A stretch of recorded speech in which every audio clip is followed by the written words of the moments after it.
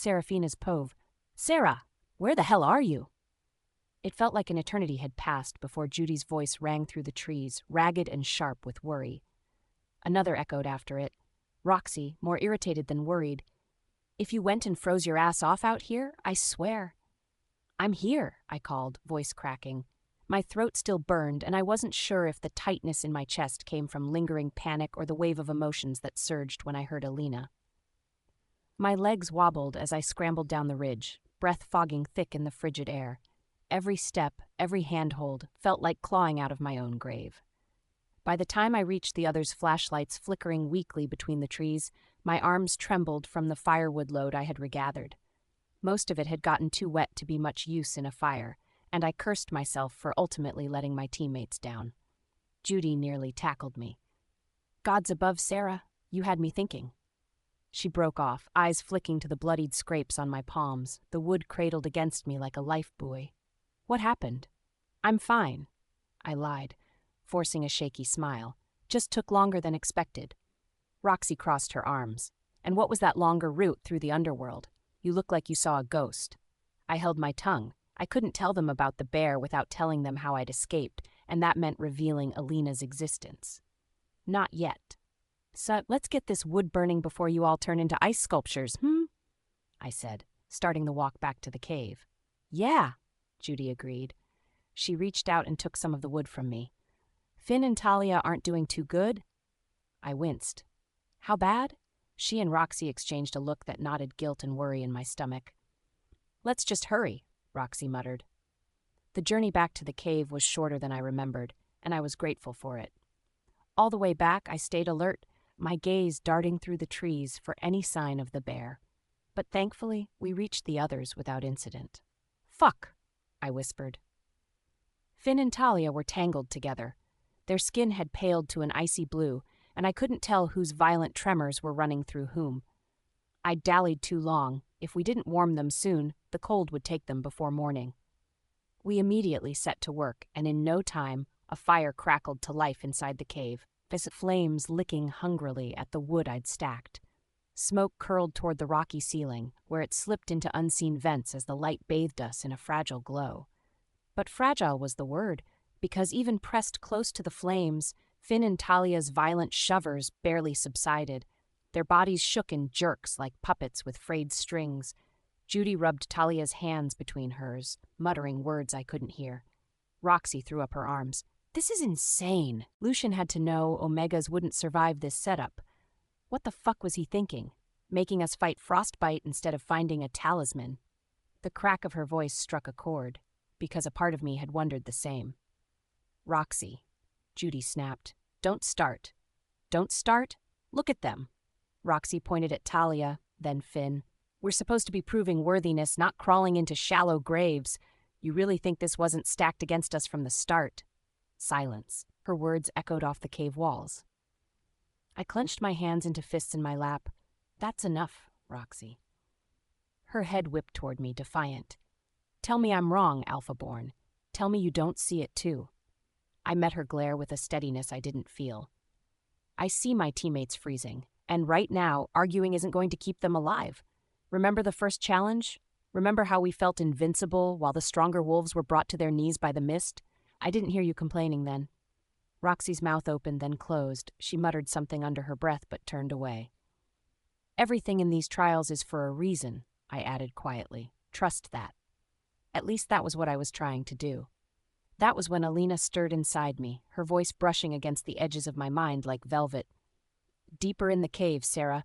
There's something there that can help." My breath caught. "What?" "Fruit.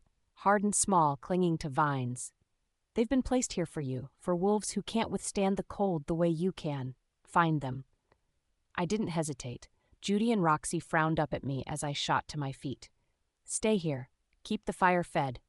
I grabbed my backpack. "I'll be right back." "Seriously? Again?" I nodded. "I'm not going out this time. I'm going in." Roxy arched a brow. "And that's supposed to be better?" I crossed my arms. "Would you rather freeze to death?" Roxy turned back to the fire. "Have fun." Judy shot me a wary glance, and I returned it with a confident smile before I turned and headed deeper into the cave. It narrowed as I pushed deeper.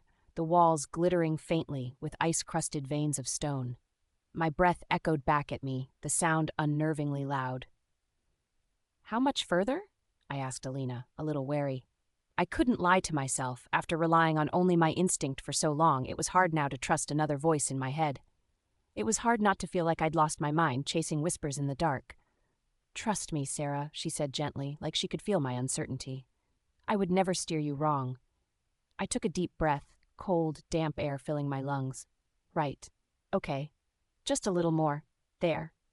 A cluster of vines clung stubbornly to the cave wall, their roots snaking from some unseen crack. Nestled among them were berries, a deep violet black, their skins glistening with frost. They looked like night trapped in fruit. "Cold-resistant fruit," Alina murmured. "Bitter, but their heat lingers once eaten, enough to keep your teammates alive." I tore them free with trembling hands and stuffed as much as I could into my pack. When I returned, Roxy let out a sigh like she'd been holding her breath. "Good. I was not going to come after you this time." I snorted. "I adore you too, Roxy." She scoffed as I upturned the bag of berries onto a flat slab of stone by the fire. "What the hell is that?" "Cold-resistant fruit," I answered. "It'll keep us warm." Her brows shot to her hairline. "And where did you find them?" I sat back on my haunches, deeper in the cave. "Seriously?" She snatched one up, turning it in her fingers suspiciously. "And you just happened to know they'd be here? What, you holding out on us for dramatic effect?" Her tone was accusing, half a laugh, but sharp-edged. I met her stare evenly. I thought Lucian wouldn't make the terrain impossible for Omegas. I took a chance. The lie tasted bitter, but I couldn't offer them the truth just yet. Judy nudged Roxy's shoulder. "Shut it. We need all the help we can get, or we'll be dead before sunrise. Now eat." Grudgingly, Roxy popped one into her mouth. She made a face like she'd bitten into soap, but chewed anyway. "Gods, that's vile." "Then spit it out," Judy retorted, already feeding one carefully to Talia. Roxy swallowed hard. "Not a chance. If this keeps me alive, I'll eat 1,000 of them." By the time the fire dwindled to glowing embers, the fruits had worked their strange magic. Color had crept back into Talia's face, Finn's teeth had stopped clattering, and Roxy, well, she still complained about the taste every chance she got, but her body was no longer shaking. Relief eased some of the tension strangling my chest. I sat back against the stone, exhaustion pressing down like a heavy blanket. And even through that exhaustion, I felt Alina. A constant presence now, warm and quiet in the back of my mind. "Sleep, Sarah," she whispered, soft as a lullaby. "I'll be here when you wake. I'm not leaving again." Tears pricked my eyes, but this time they weren't born of terror, but from fierce, aching hope. I closed them, surrendering to rest. When dawn came, I stirred to the brittle crackle of splitting ice. My eyes flew open to pale shafts of light spilling into the cave. The weight in my chest lightened as I realized Alina was still there, her steady hum twining with my thoughts. "Good morning, skeptic," she teased. I nearly giggled. We packed quickly, wolfing down the last of the fruit. No one complained about the taste now. With their bodies steadier, my teammates moved like warriors again. Not Omegas on the brink of death, but wolves ready to fight. That renewed hope carried us farther than I could have hoped for. The cold no longer clouding our minds, clues we couldn't decipher before seemed clearer. Paw prints, disturbed snow, markings carved into stone trees like runes left behind by some ancient claw. Step by step, the trail sharpened, until finally the forest opened into a vast plain of white. At its center rose a massive formation of stone, like the bones of a mountain thrust through the snow, jagged, looming, intimidating. We stopped at the edge, breath steaming. "There," Judy whispered, awe tinging her tone. Roxy whistled low as her gaze followed Judy's. "Well, guess we've found our gatekeeper boss." Perched on the highest stone like a creature born of fire and snow was a wolf, colossal, a coat that shimmered like gold under the pale sun. His eyes burned, fierce and unyielding, fixed on us with predatory calm. Around his neck gleamed the talisman, fang-shaped, silver, shining. Recognition struck me, stopping my heart. Ashar, Kieran's wolf, Serafina's Povev. If you ever need a textbook definition of irony, here's one. Last night, when I faced the bear, I had wished for Kieran's presence. Now he was here, but it sure as hell wasn't to protect me. The moment my gaze locked on Ashar atop the jagged stone, a surge of emotions rose within me. Not just awe, though the sheer magnitude of his presence demanded that. Not just fear, though my pulse tripped violently at the sight of him. It was something else, something raw, elemental, difficult to quantify. My chest tightened as though invisible chains yanked taut. They pulled me toward him, even as they tore me apart from myself, all at the same time. His coat shimmered like liquid sunlight caught in snow, each ripple of muscle beneath that fur announcing lethal grace. And his eyes, God's, his eyes. They were fixed on me, pinning me in place like a moth fixed to a collector's board. I'd always known them to be dark, but now they shone like molten gold, piercing straight through me as though he could see every thought I dared to think. And then, absurdly, my heart ached. Not just from the threat before me. No, this ache came from something deeper, something that reached into old scars I'd worked so hard to forget. "Sarah," Judy said quietly, carefully, "is that who I think it is?" I gave the barest of nods. "Ashar," I whispered, though my voice and its tremor carried loud and clear. "Alpha Kieran Blackthorn of Nightfang Pack." The title settled over us like a storm cloud, and the gravity of what we were facing made my knees wobble. Behind me, my teammates shifted nervously, boots crunching against the snow. Finn's breath came out ragged, Talia gulped audibly, and Roxy, well, she wasn't one to hide her nerves behind silence. "Fuck me sideways," she muttered, squinting at Ashar. "Of all the damn alphas they could have thrown at us, they sent him?" She shot me an accusing look. "Want to tell me again that Lucian doesn't have it out for us?" I might have pointed out more irony that Roxy had once thought Lucian was shifting things in my favor, and now she thought he was doing the exact opposite. But I was too busy trying to figure out how the fuck we were going to pass this final challenge. "Quiet," Judy snapped, but her voice lacked its usual steel. Her hand gripped the hilt of the dagger at her belt, her knuckles white. Ashar's growl rolled across the plain like thunder, deep, resonant, a warning. The sound made the hairs on my arms rise, made my blood sing with equal parts terror and something else I didn't have the luxury of examining right now. "Focus, Sarah." Alina's voice was steady, leaving no room for fear. "This isn't about you. This is about survival." I forced air into my lungs. "We can't stand here all day quaking in our boots," I said, the words scraping past the lump in my throat. "Form up." Judy exhaled, reaching out with her free hand to squeeze my shoulder firmly. "Call it out, Sarah." I shot her a grateful look. "Judy, flank right, Roxy, flank left. Talia, Finn, take rear guard." They moved instantly, taking their positions with a precision that made me proud. I strode forward, Ashar's gaze tracking my every move. The two talismans gleamed at his throat, silver catching in the pale sun like an unreachable star. But we'd come this far. We would go all the way. "On my mark," I whispered, my gaze never leaving Ashar's. "Now!" The first clash was chaos. Ashar moved like no wolf I'd ever seen, faster than thought, stronger than reason. Roxy lunged first, her blade flashing in the light. He barely shifted, his massive paw batting her aside as if she were a child's toy. She crashed into the snow, her breath exploding out of her. "Roxy," I called, but then Ashar was on me. Golden fur blurred, claws arched. I ducked, rolled, felt the snow burn cold against my cheek as his strike missed me by inches. I scrambled upright, pulling a dagger of my own from my thigh holster. When I aimed for a talisman, he twisted away, jaws snapping so close to my arm I felt the heat of his breath sear through my jacket. Judy tried next, throwing her dagger with surgical precision. Ashar leaped, catching the weapon between his teeth. One jerk of his neck and it went flying, disappearing into the distance. Judy stumbled back, eyes wide. Finn and Talia advanced together, weaving in and out with impressive speed, but one sweep of Ashar's tail knocked them both sprawling into the snow. It wasn't a fight. It was decimation, only without blood. At least I hoped. I'd always thought Kieran underestimated me, never saw me for what I was truly worth. I might have done the same to him. Every movement he made now was a brutal reminder. This was the alpha of the Nightfang Pack. The leader who commanded armies, the wolf who'd crushed enemies and carved fear into legends. And what was I compared to that? A tiny candle flickering in the snow. Ashar leapt again, his shadow blotting out the sun, and I braced for impact. My body crashed against the ice as his paw slammed into my side. Agony ricocheted through my ribs. My dagger skidded from my grasp. The world tilted, pain screaming in my bones, my vision blurred with white and gold. "Sarah!"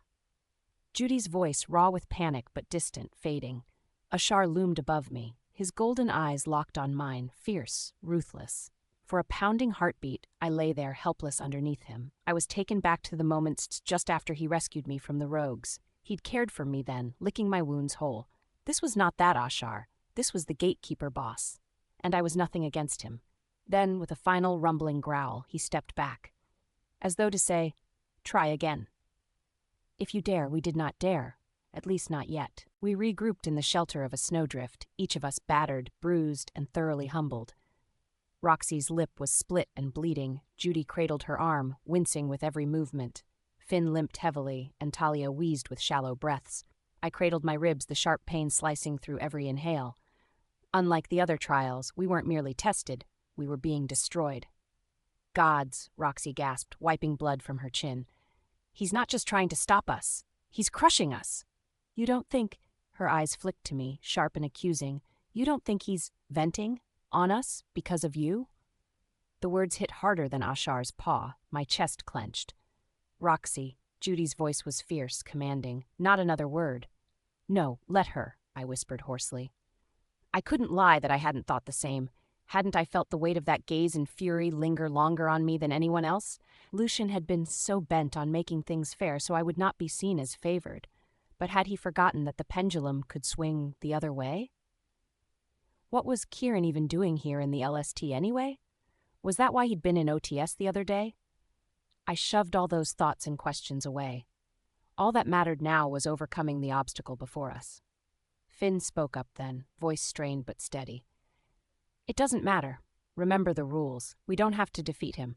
We just need the talisman." Talia nodded weakly, clutching her side. "Which feels pretty impossible right now." Finn's gaze slid to me. "But you know him, Sarah. Better than any of us.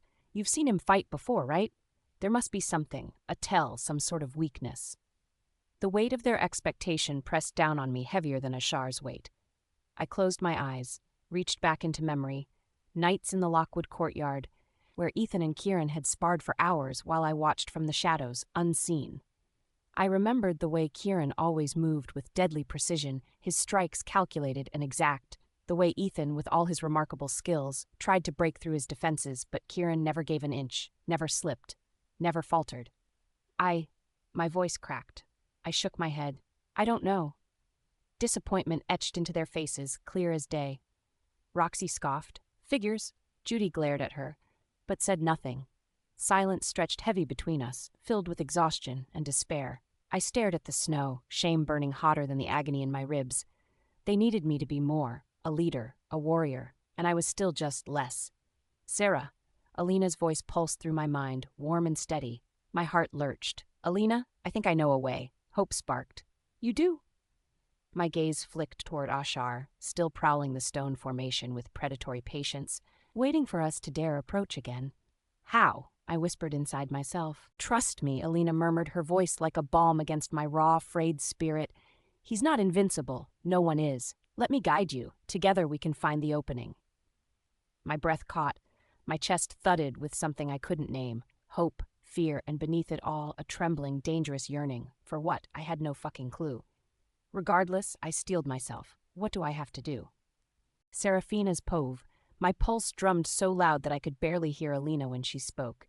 "Get close," she replied, calm where I was chaos. "Close enough for me to see what you can't. Close enough to feel the rhythm of his wolf." My mouth went dry. Close. To Kieran's wolf, a ferocious monster whose paw had nearly cracked my ribs minutes ago. I wanted to trust her. Gods, I needed to trust her. But even with her certainty, she hadn't promised victory. She hadn't said when or how, only that there was a way. But what choice did I have? We'd already learned the truth the hard way. The rest of us couldn't win against Ashar. We'd be crushed again and again. This was the only way forward. I forced my breathing into something steadier and faced my teammates. They had huddled closer, nursing their injuries, exhaustion and despair carved into their faces. I squared my shoulders. "We try again." Roxy let out a sharp laugh, half hysterical. "Try again?" Did I miss something? What changed between now and the time we got our asses handed to us like toddlers in a training ring? Despite the blood still seeping down her chin, her defiance burned hot enough to melt the snow beneath us. This time will be different, I said. Oh, sure. And how's that? The only possible chance we have left is if we shift, but a dozen Omega wolves can't stand against an alpha like Kieran. Her eyes narrowed. Or are you suddenly going to sprout claws and fur of your own, Alpha-born? Roxy, Judy snapped, her tone edged with warning, but I lifted a hand to stop her. She's right. The words tasted bitter, but I forced them out. I can't shift. Not like you, not like him, but that doesn't mean I don't have something else. Roxy scoffed. What, a death wish? No, a plan. I lifted my chin, trying to will strength into my battered body. We've been fighting as if we need to bring him down, but we don't. Finn was right. The talisman's all that matters. Finn leaned forward, a hand kneading his ankle. So what do you suggest? My stomach twisted. Here was the leap of faith.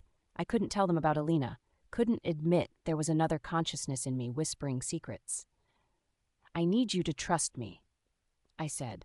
I need to get close enough to grab the talisman. That's our only shot. Yeah, no shit, we need to get close, Roxy said. How do we do that? I shook my head. Not we, me. Are you insane? She exploded. You couldn't even take one hit without crumpling. He'll rip you apart before you lay a hand on him. Her words stung, but I held her glare, refusing to flinch. Then buy me the time I need, cover me, distract him. I'll do the rest. Roxy's laugh was jagged, desperate. Oh, this is rich. You, the one without claws, without a wolf, going toe-to-toe with that? She jabbed a finger toward the golden beast, still waiting with lethal calm. You'll be mulch before you get within arm's reach. She's not wrong, Talia rasped, her voice faint from her still shaky breaths. But what choice do we have? Judy's eyes locked on mine. She was searching, weighing, as if trying to decide whether I'd finally cracked under the cold and fear. But then she gave a single firm nod. If Sierra says she can do it, then I believe her. Finn hesitated only a moment before adding, Same here. Roxy whirled on them. Have you two lost your damn minds? Roxy, Judy said, her tone firm, we follow our leader. The word hung in the air, heavy as an oath. After all we'd been through, it wasn't just formality, it was trust. I swallowed hard against the lump in my throat. Deep down, I wasn't completely sure I deserved that word. But gods, I was going to do everything in my power to be worthy of it. Roxy looked between us, jaw clenched, fury and fear battling across her face. Finally, with a violent exhale, she spat into the snow, painting it red. Fine. The glare she shot at me wavered. But if you die, I'll kill you. I kept my face steel set, not showing the relieved smile I felt tugging at my lips. We moved with a coordination born of desperation. Judy was ahead, her bag loaded with makeshift smoke bombs, hastily prepared from the tools and supplies we'd scavenged in our supply packs. Signal flares, flint strikers, emptied metal canisters. I kept my fingers crossed that they would play their role before the very real possibility of them blowing up in our faces. Finn and Talia took positions on opposite flanks, and Roxy, grudging though she was, stood ready at my side. Ashar waited on his perch, hulking and immovable, the talismans gleaming at his throat like a prize in a nightmare. My heart hammered as I stepped forward, breath steaming in the air. Closer, Alina urged, her voice sending a shiver down my spine. Let me feel him through you. Well, here goes nothing. Now! I shouted. Smoke and steel erupted as Judy hurled the first bomb, the hiss and billow of gray swallowing the plane. Finn and Talia darted through the haze, their movements fast and deliberate. Roxy barreled forward with a snarl, every ounce of her rage unleashed at once. Ashar's growl rumbled like an avalanche. He met their assault with terrifying ease, batting aside blades, tearing through the smoke as if it were mist. They kept out of his reach, so this time his hits barely landed. I could feel his frustration growing as he pounced in vain. But every second he spent swiping at them was a second bought for me. I sprinted through the haze, lungs burning, ribs screaming, yet, strangely, my body moved lighter, sharper than ever. I ducked a swipe that would have crushed me, rolled beneath his paw, and came up running. Adrenaline and surprise surged through me.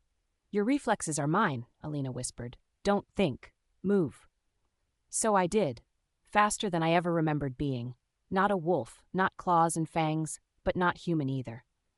I was something in between. Ashar's gaze cut through the smoke and landed on me. Recognition flared, molten and merciless. The world narrowed to the two of us, his eyes on mine. My feet pounding across snow, the talisman bright at his throat, Cover her! Judy's voice ripped through the storm. Another smoke bomb burst, cloaking me in gray. Sarah, now! I didn't have to ask what Alina meant. I lunged, my hands caught fur hot as fire, thick as silk. Maybe Roxy was right. Perhaps I did have a death wish. Because suddenly, I was astride Ashar. The world tilted, spun, my legs locked around his ribs. My hands clawed at his mane as he bucked beneath me like a living tempest. Every spark I'd felt before erupted into an inferno. My skin burned where it met his fur. My chest seized, heart hammering with something so much bigger than fear. The talisman gleamed inches from my hand, but for one breath, it ceased to matter. I forgot the trials, forgot the cold, the pain, the battle my teammates were fighting. There was only Ashar, gold and fire and the raw, terrible pull inside me that whispered he wasn't just an enemy, he was something else entirely. Something I couldn't yet name. Focus, Sarah. Even Alina sounded agitated, frazzled. But the urgency in her voice sharpened my focus enough to remember what I had to do. I reached down and my fingers closed around cold silver Kieran's Pove. The first glimpse of her nearly undid me. Just like the teams had no idea what gatekeeper boss they would encounter, I had no idea what teams I would have to obstruct. And as Serafina and her team came out into view, I almost didn't recognize her. I'd watched her progress through the LST, watched the way she led. Not perfectly, not without mistakes, but with heart, and with a firm resolution that had earned her teammates' trust. This wasn't the girl who used to slip through the Lockwood Manor's hallways with her head lowered, nor the withdrawn woman I once dismissed as too fragile to bear the weight of a pack. No, what stood before me now was a warrior forged in frost and fire. She carried herself with a conviction that I had no hand in shaping. Her gaze was sharp, her chin lifted, her voice steady as she gave orders to the ragged band of Omegas at her side. Ashar stirred uneasily, the weight of him coiled and restless. "She's different," he rumbled. I let out a growl that rolled over the field.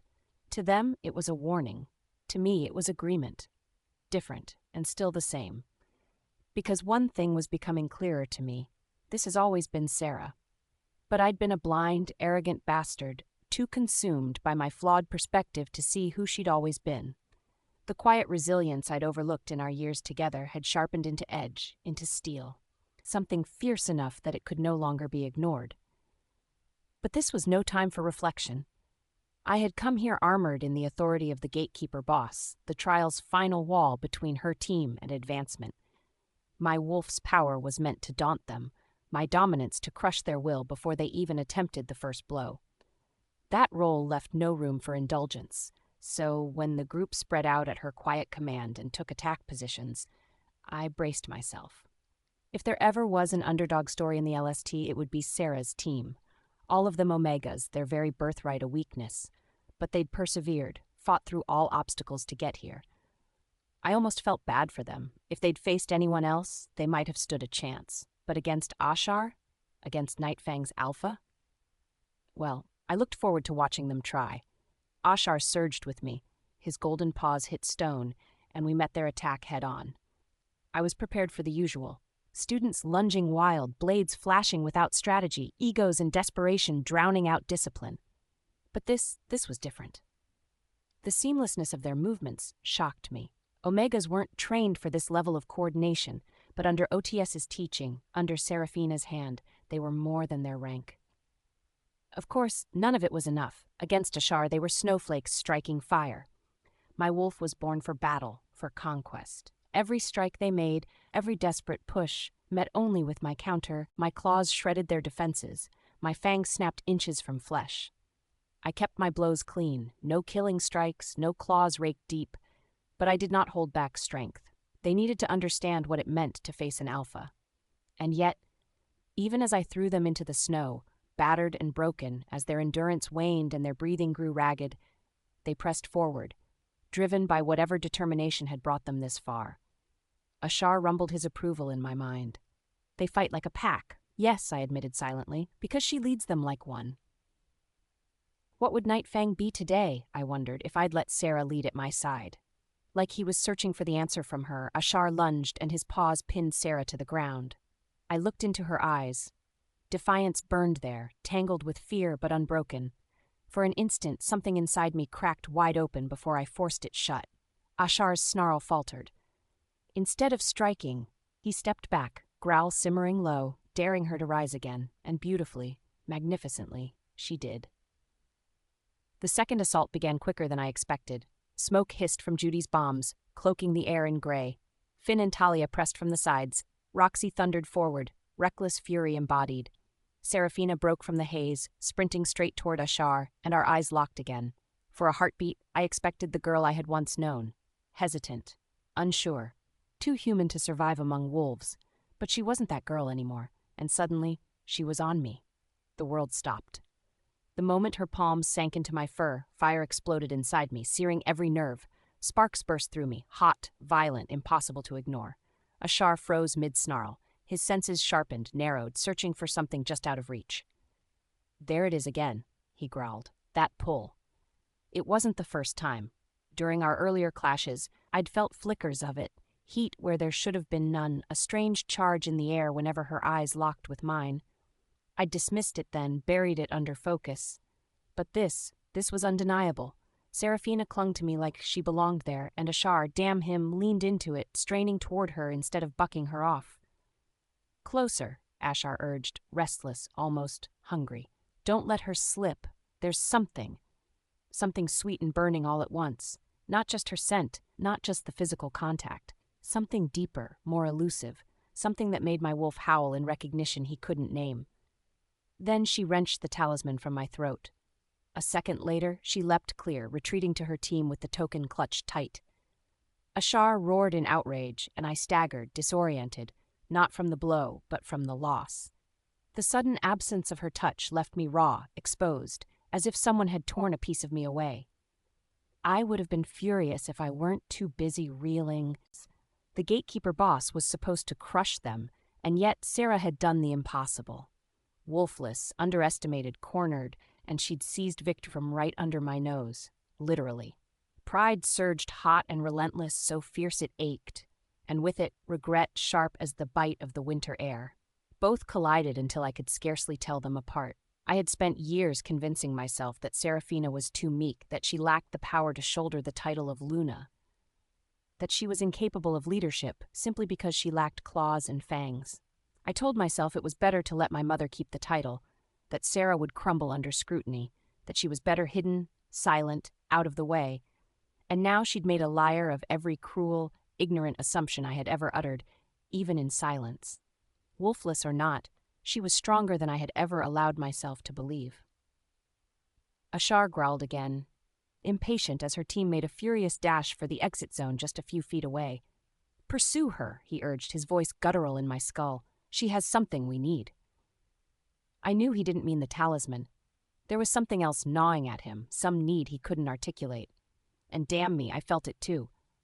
The echo of her touch still burned along my spine. My body was alive with sparks that refused to fade. But I forced myself still. I was the boss, bound by the trial. I couldn't abandon my post, no matter how Ashar clawed at the edges of my mind, desperate to follow the trail Serafina had left behind.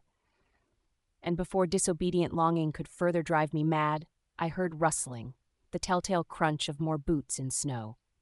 I turned towards the tree line opposite where Sarah's team had first emerged. Shadows spilled out first, and those shadows formed into another team. My jaw tightened. I should have known. Should have recognized that the precarious, maddening dance I'd been forced to endure in the real world would mirror itself in the trials. Because the next team I had to face was Celeste's Pove. Every step of this cursed trial had been an exercise in frustration. If I had known better, I would have studied my teammates in preparation for the LST, learned who these nobodies I'd been saddled with were, their strengths, their flaws, the chinks in their armor. But I hadn't. I simply assumed my presence, as their alpha's sister, would be enough. Naturally, I thought they would orbit me, pulled by my gravity as the moon pulls the tide. I'd been wrong. Each of them grated at me in their own way. Callum's brash temper, Lisa's cutting remarks, Dylan's passive-aggressiveness, Alara's blatant dismissal. What galled me the most was the realization that they didn't admire me. They didn't respect me. Fuck, they barely even acknowledged me. Sure, I had been away from the pack for 10 years and barely knew them, but that should not have fucking mattered. They should have instantly warmed up to me and treated me like the royalty I am. And I should have been the leader of the team, not fucking Alara. Worst of all, she had made it her mission to undercut me at every opportunity. Every time I thought of the way she'd belittled me in front of Sarah's team, anger rose so potent and vile in my throat I thought I was going to throw up. I blamed Ethan. He'd been adamant against my joining the LST, but I would be damned if I let Sarah draw any more attention by participating in the trials. I'd managed to convince him, but he'd violently slammed the door on my claim to leadership, refusing to budge on the matter. No, fuck his sister. He'd rather give the role to his worthless Gamma, who, for some unfathomable reason, hated me. She had never been warm towards me. Where my pack had adored me while growing up, all I'd ever gotten from Alara were cold shoulders and blank stares. The infuriating part? She'd redirected all that warmth to fucking Serafina of all people. And even now, when my sister used her underhanded favors to get through the trials, what did Alara do? She flocked straight to Sarah's side, like a moth to a flame. And I was left out in the cold. Well, Alara would regret it. Every shitty member of this shitty team would regret it. Once the trials ended, I would have a word with Ethan. Despite the presently rocky state of our relationship, I knew my brother still valued me. He wouldn't hesitate to dismiss Alara once I explained how divisive and cruel she had been, how she had schemed to tarnish my image among the others. No one crossed Celeste Lockwood without consequence. But first, victory. Sarah's pathetic little team was somewhere in this vast expanse of snow, and I would beat them to the gatekeeper boss if it were the last thing I did. With any luck, though, they would freeze to death before they even had a chance to try. We topped a ridge of stone and snow, the air thin and sharp enough to sting my lungs, and there he was, golden fur gleaming beneath the sunlight, eyes like molten amber, muscles coiled, tense, so majestic my eyes hurt. Kieran. My heart jolted. For a moment, I forgot the chill in my fingers, the ache in my legs. He looked magnificent in Ashar's towering form, the very image of strength and authority. Delight sent a thrill down my spine. This was it, my chance to prove myself. Surely, Kieran wouldn't make this difficult for me. I was his future Luna, the love of his life. Surely he wouldn't savage me here in front of the others. No, he would hold back. He would let me shine. And when my hands closed around that talisman at his throat, I would be the hero of our team. Alara would choke on her disdain, and the others would regret their animosity. They would finally see me for what I was. Luna material. Is that? Callum whispered. Yes, I breathed, unable to keep the delight from my voice. Alpha Kieran Blackthorn. Lisa groaned. Great, just great. I rolled my eyes as a wave of unease rippled through my team. Small-minded fools. They didn't understand that this was opportunity disguised as challenge. I straightened my shoulders, adjusted the collar of my coat, and marched forward with renewed determination. Stand back. I know how to handle him.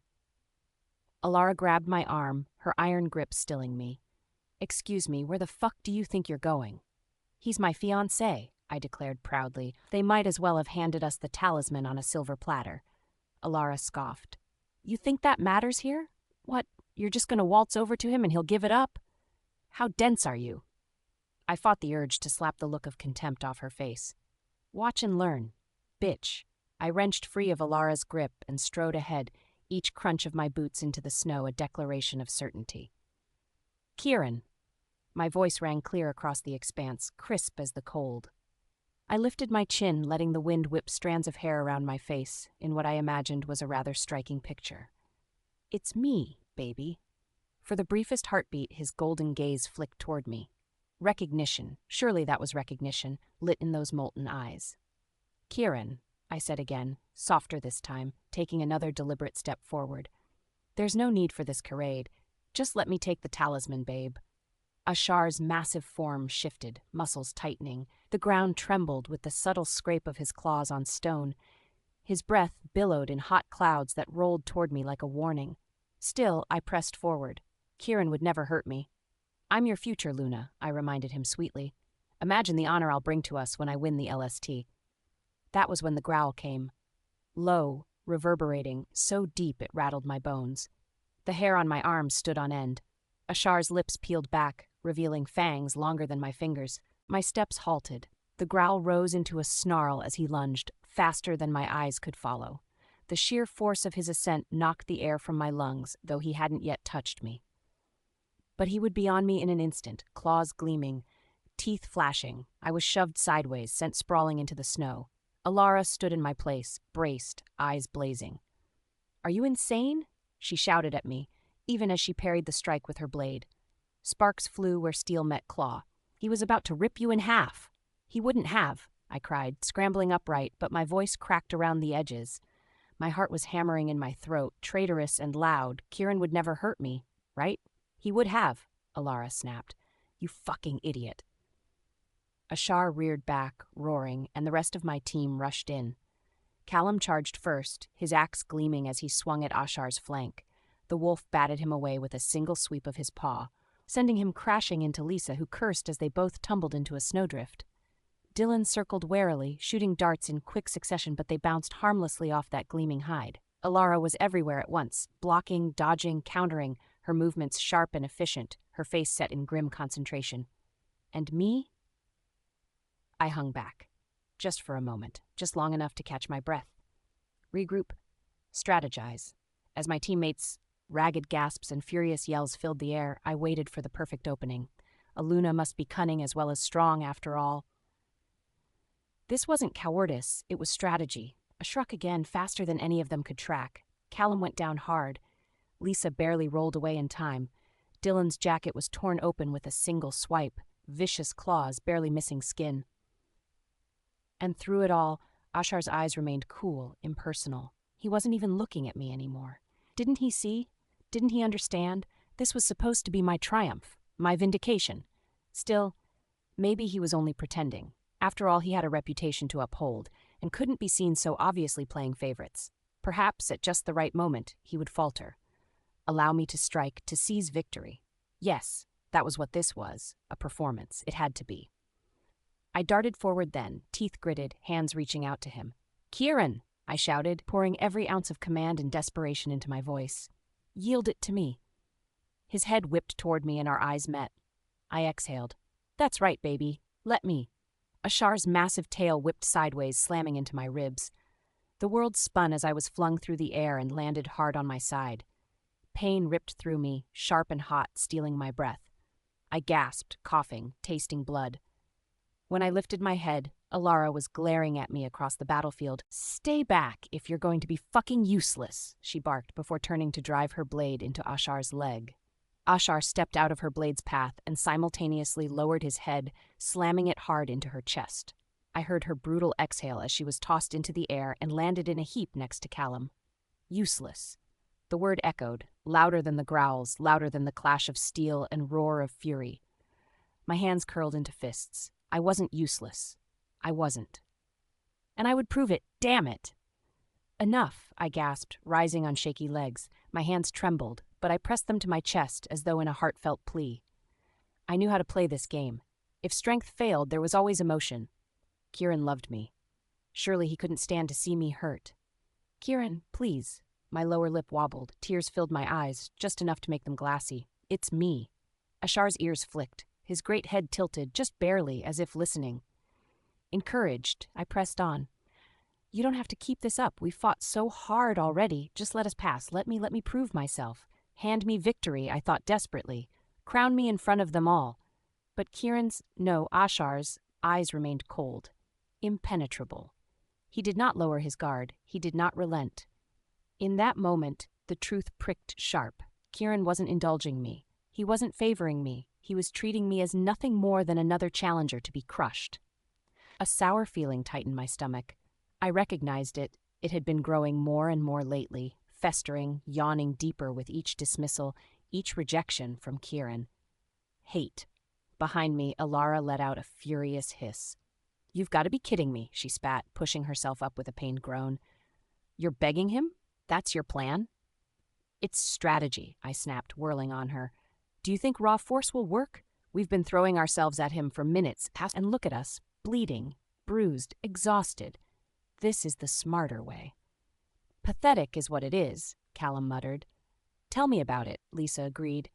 Dylan's mouth was set in a grim line. His silence was worse than insults. Then Alara's voice sliced through, cool and cutting. If groveling is what it takes to win, then I'd rather forfeit now. I flinched. What? You heard me. Her eyes burned, hard and unwavering. If we have to scrape our dignity in the snow to move forward, then maybe we don't deserve to. Frostbane doesn't beg. Who are you to say what Frostbane does? I snapped. I am my Pax Gamma. And I'm... Yes, the Alpha's sister, she countered, her tone bored. Sister, daughter, future Luna, trust me, we remember all the ways you're related to Alphas from the 600 times you mentioned it. I suggest you tattoo it on your forehead and save yourself precious saliva. Dylan disguised his laughter with a cough. Anger tightened my chest, making it hard to breathe. You're doing it again. Alara raised a brow. Doing what? Undermining me. I shot back. You've been doing it from the start. You love to see me humiliated. Her lips curled. You humiliate yourself well enough without my help. I saw red. My nails bit crescents into my palms, but before I could retort, Alara delivered the final blow. Take a proper look, Celeste. She stabbed a finger over my shoulder. There's only one talisman left around his neck. My head whipped back, and my heart stuttered. She was right. Each gatekeeper boss bore 2 talismans, and only one glinted around Ashar's neck. That means Seraphina's team has gotten theirs? Alara hissed. You think they acquired it through groveling? She didn't pause for an answer. No, I'm pretty damn sure she fought until her last breath. That's the spirit of Frostbane. That's something you clearly don't understand. The name hit me like a slap. Seraphina. Always Seraphina. Even here, even now, she overshadowed me. Her performances had everyone whispering, Sarah the survivor, Sarah the underdog, Sarah who led without a wolf. And now Alara dared to invoke her against me? I wanted to scream, to claw the smirk from Alara's lips, to demand she choke on her loyalty to the sister who was stealing my light. But instead, I stood frozen, fury boiling beneath my skin while Ashar's growl rumbled across the field. The battle was not over, but I'd already lost Seraphina's pav. The moment my boots touched down on the polished steel of the arena, I had to blink several times to convince myself I wasn't trapped in some fever dream, that this was real. We'd done it. We had actually crossed the finish portal. OTS Team 1 has arrived. A booming voice carried through the space, magnified by unseen speakers. The first team to clear the snowfield arena and pass the final challenge of the LST.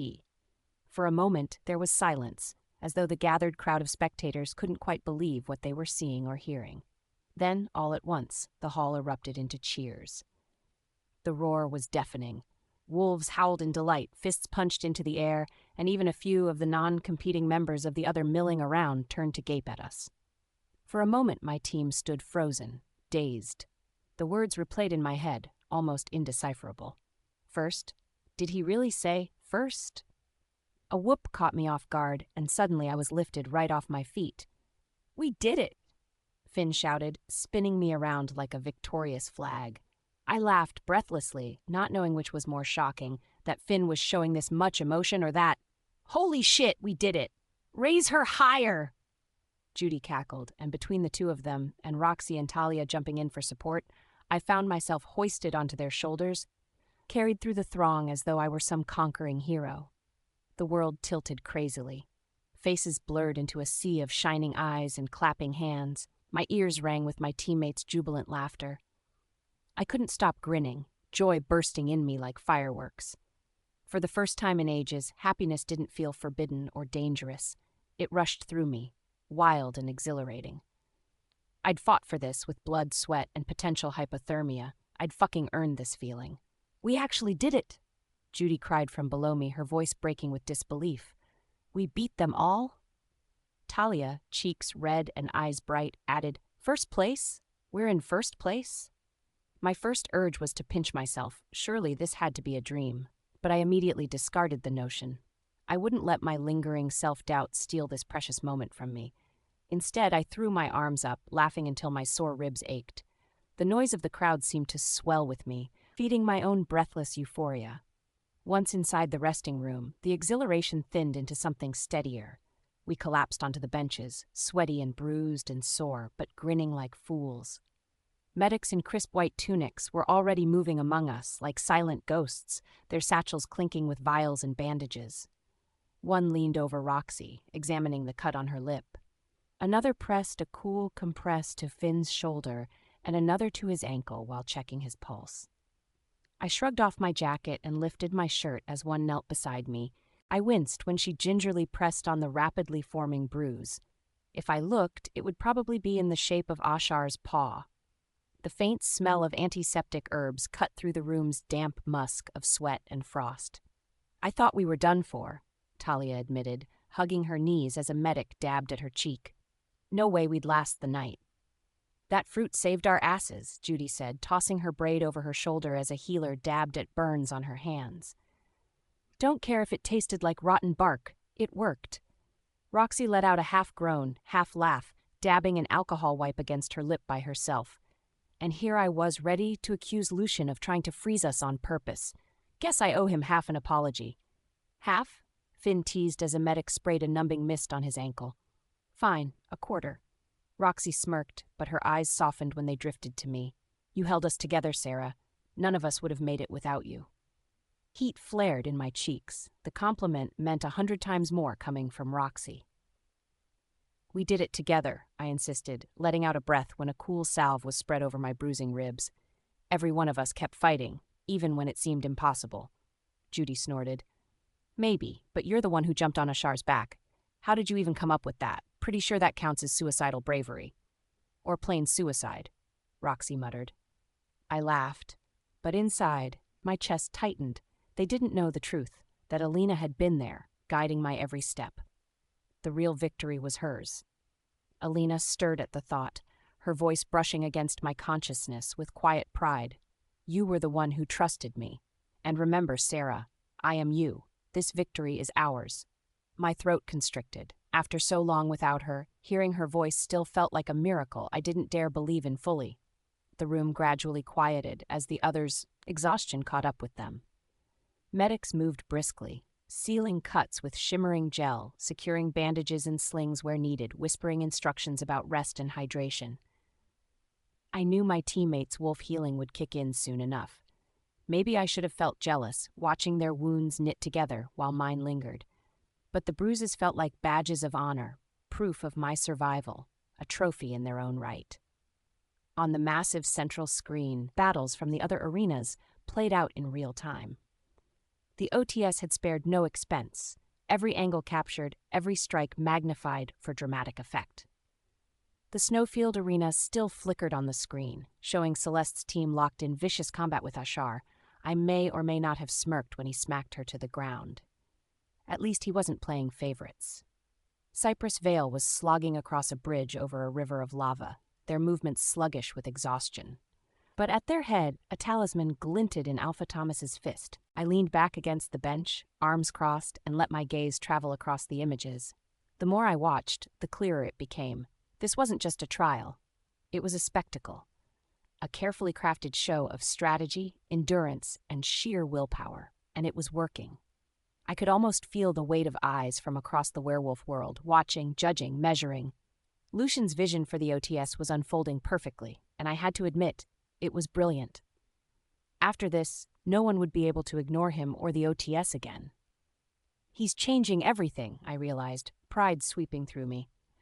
After this, who would dare look down on Omegas and Wolfless as less than? I was so caught up in thought that I didn't notice the stranger until his shadow fell across me. Seraphina Blackthorn? I blinked up. A tall man stood before me, dressed not in the armor or athletic gear of a competitor, but in a sleek black suit that spoke of wealth and status. His platinum hair was slicked back, his wily smile polished like a salesman's. "Yes?" I asked cautiously. He inclined his head with courtly precision. "Corvus Armand, representative of the New Moon Trade Alliance. An honor." He extended a card, thick embossed, the kind that screamed old money. I hesitated before taking it. He nodded to the back of the resting room. "Do you mind?" My brows furrowed. I glanced back at my team, but they were too busy watching the footage with rapt attention. I stood from the bench and followed Corvus. We stopped at the back, slightly shielded by a row of lockers. "My role here is purely observational," Corvus continued smoothly. I document promising ventures and assess potential investment opportunities for the alliance. Naturally, your performance caught my eye. I arched a brow. My performance? No fucking way he just called the abject torture I went through a performance. He smiled wider, his two perfect teeth gleaming. A wolfless contender leading her team to victory against all odds? That is the kind of story investors adore. Inspiring, marketable, profitable. I stiffened. We weren't fighting for a story. Perhaps not, he allowed, but stories are what shape the world, Mrs. Blackthorne. Yours in particular is intriguing. Miss, I corrected a little too sharply, and it's just Serafina. His mouth curved. Oh, he knew. His gaze lingered on me, sharp and probing, like a surgeon's scalpel. Tell me, Corvus said casually, how did you manage to survive the encounter with the bear, alone in the dead of night? It was quite fascinating to watch. Most would not have survived. My stomach dropped. Intuition. His eyes narrowed slightly. Intuition, he echoed, as though tasting the word. Fascinating. His stare made me want to shrink away. It felt like he could see straight through me, as if he might discover the truth about Alina and the bond we share. My hands tightened around the card until the edges bit into my palm.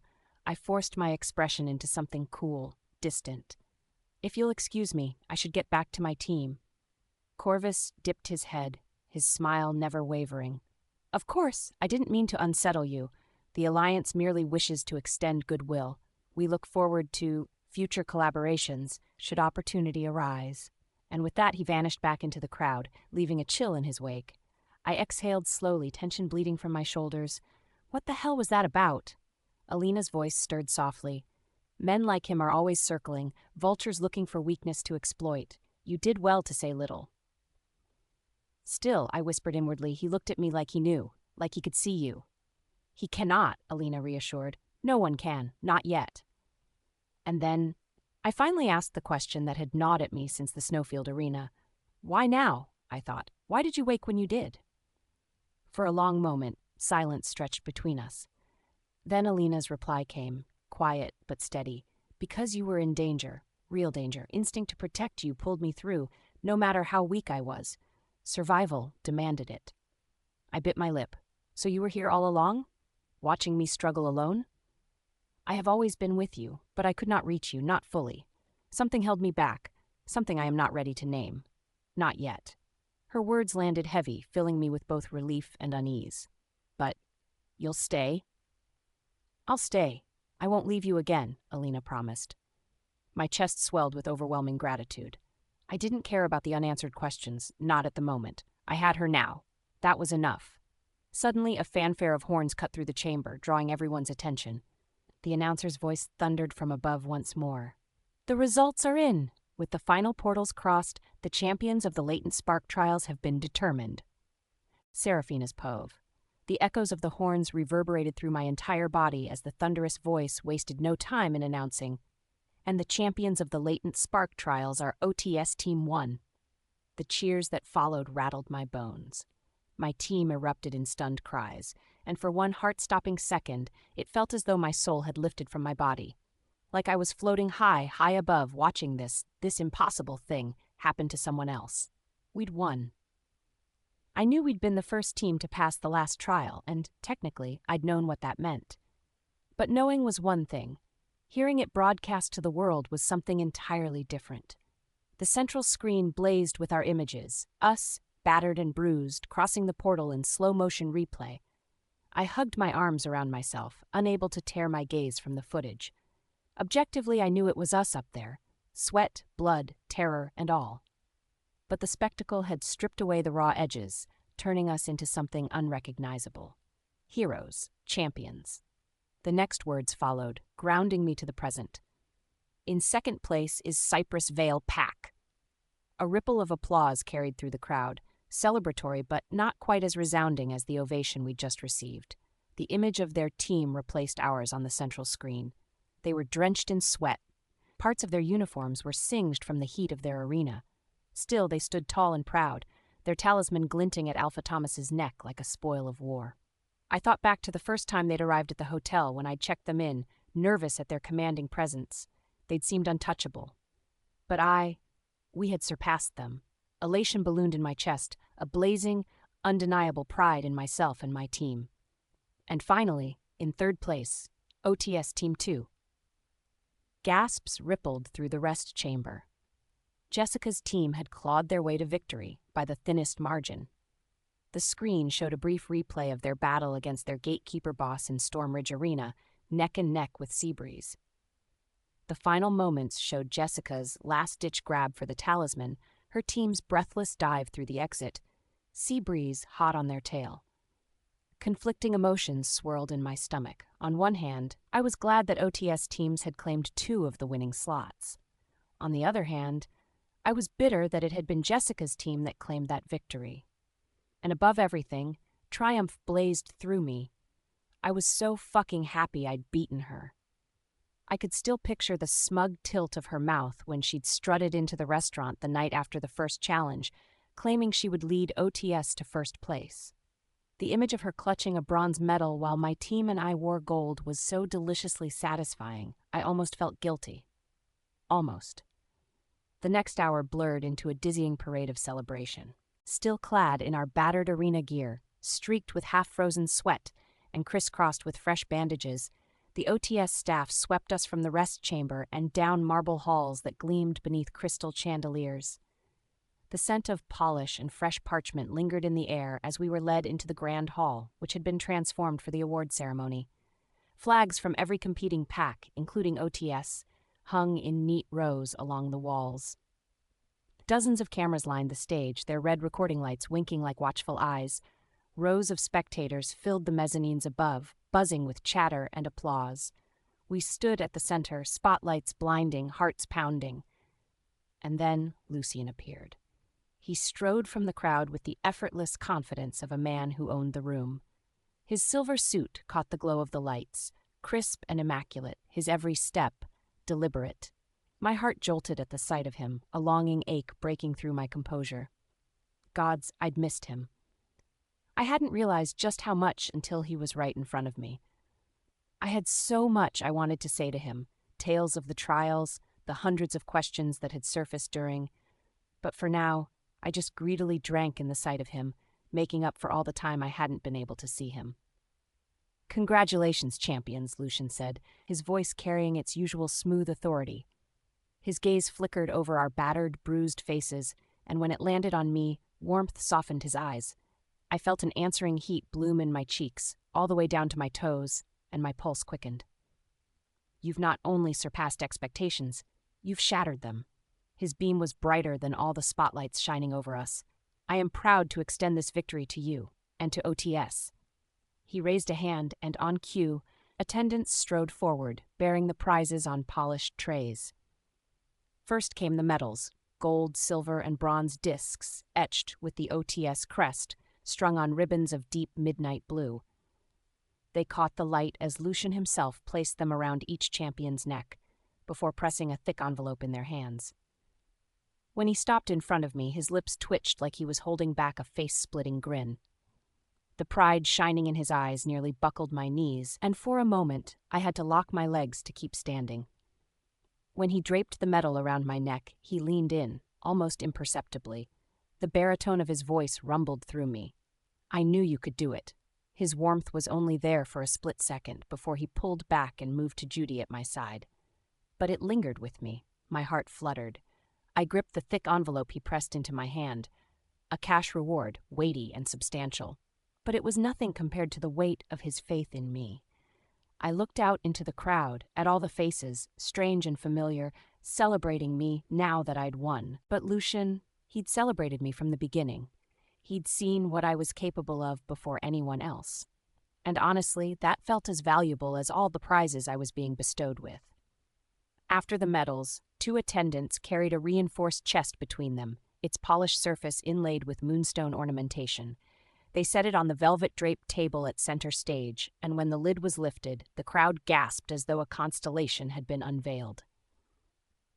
5 vials of moondew nectar glimmered within, soft radiance spilling like moonlight across the hall. My breath lodged in my throat. Alina had said she didn't have much of her strength now. Perhaps the nectar was the last push she needed to resurface. The possibilities spun around me in a dizzying whirlpool. It was all happening too fast. Alina's emergence, winning the LST, acquiring the Moondew Nectar. Each miracle pressed against the other until I couldn't tell where one ended and the next began. Only the hard, fast thrumming of my heart told me that I wasn't dreaming. This was all overwhelmingly real.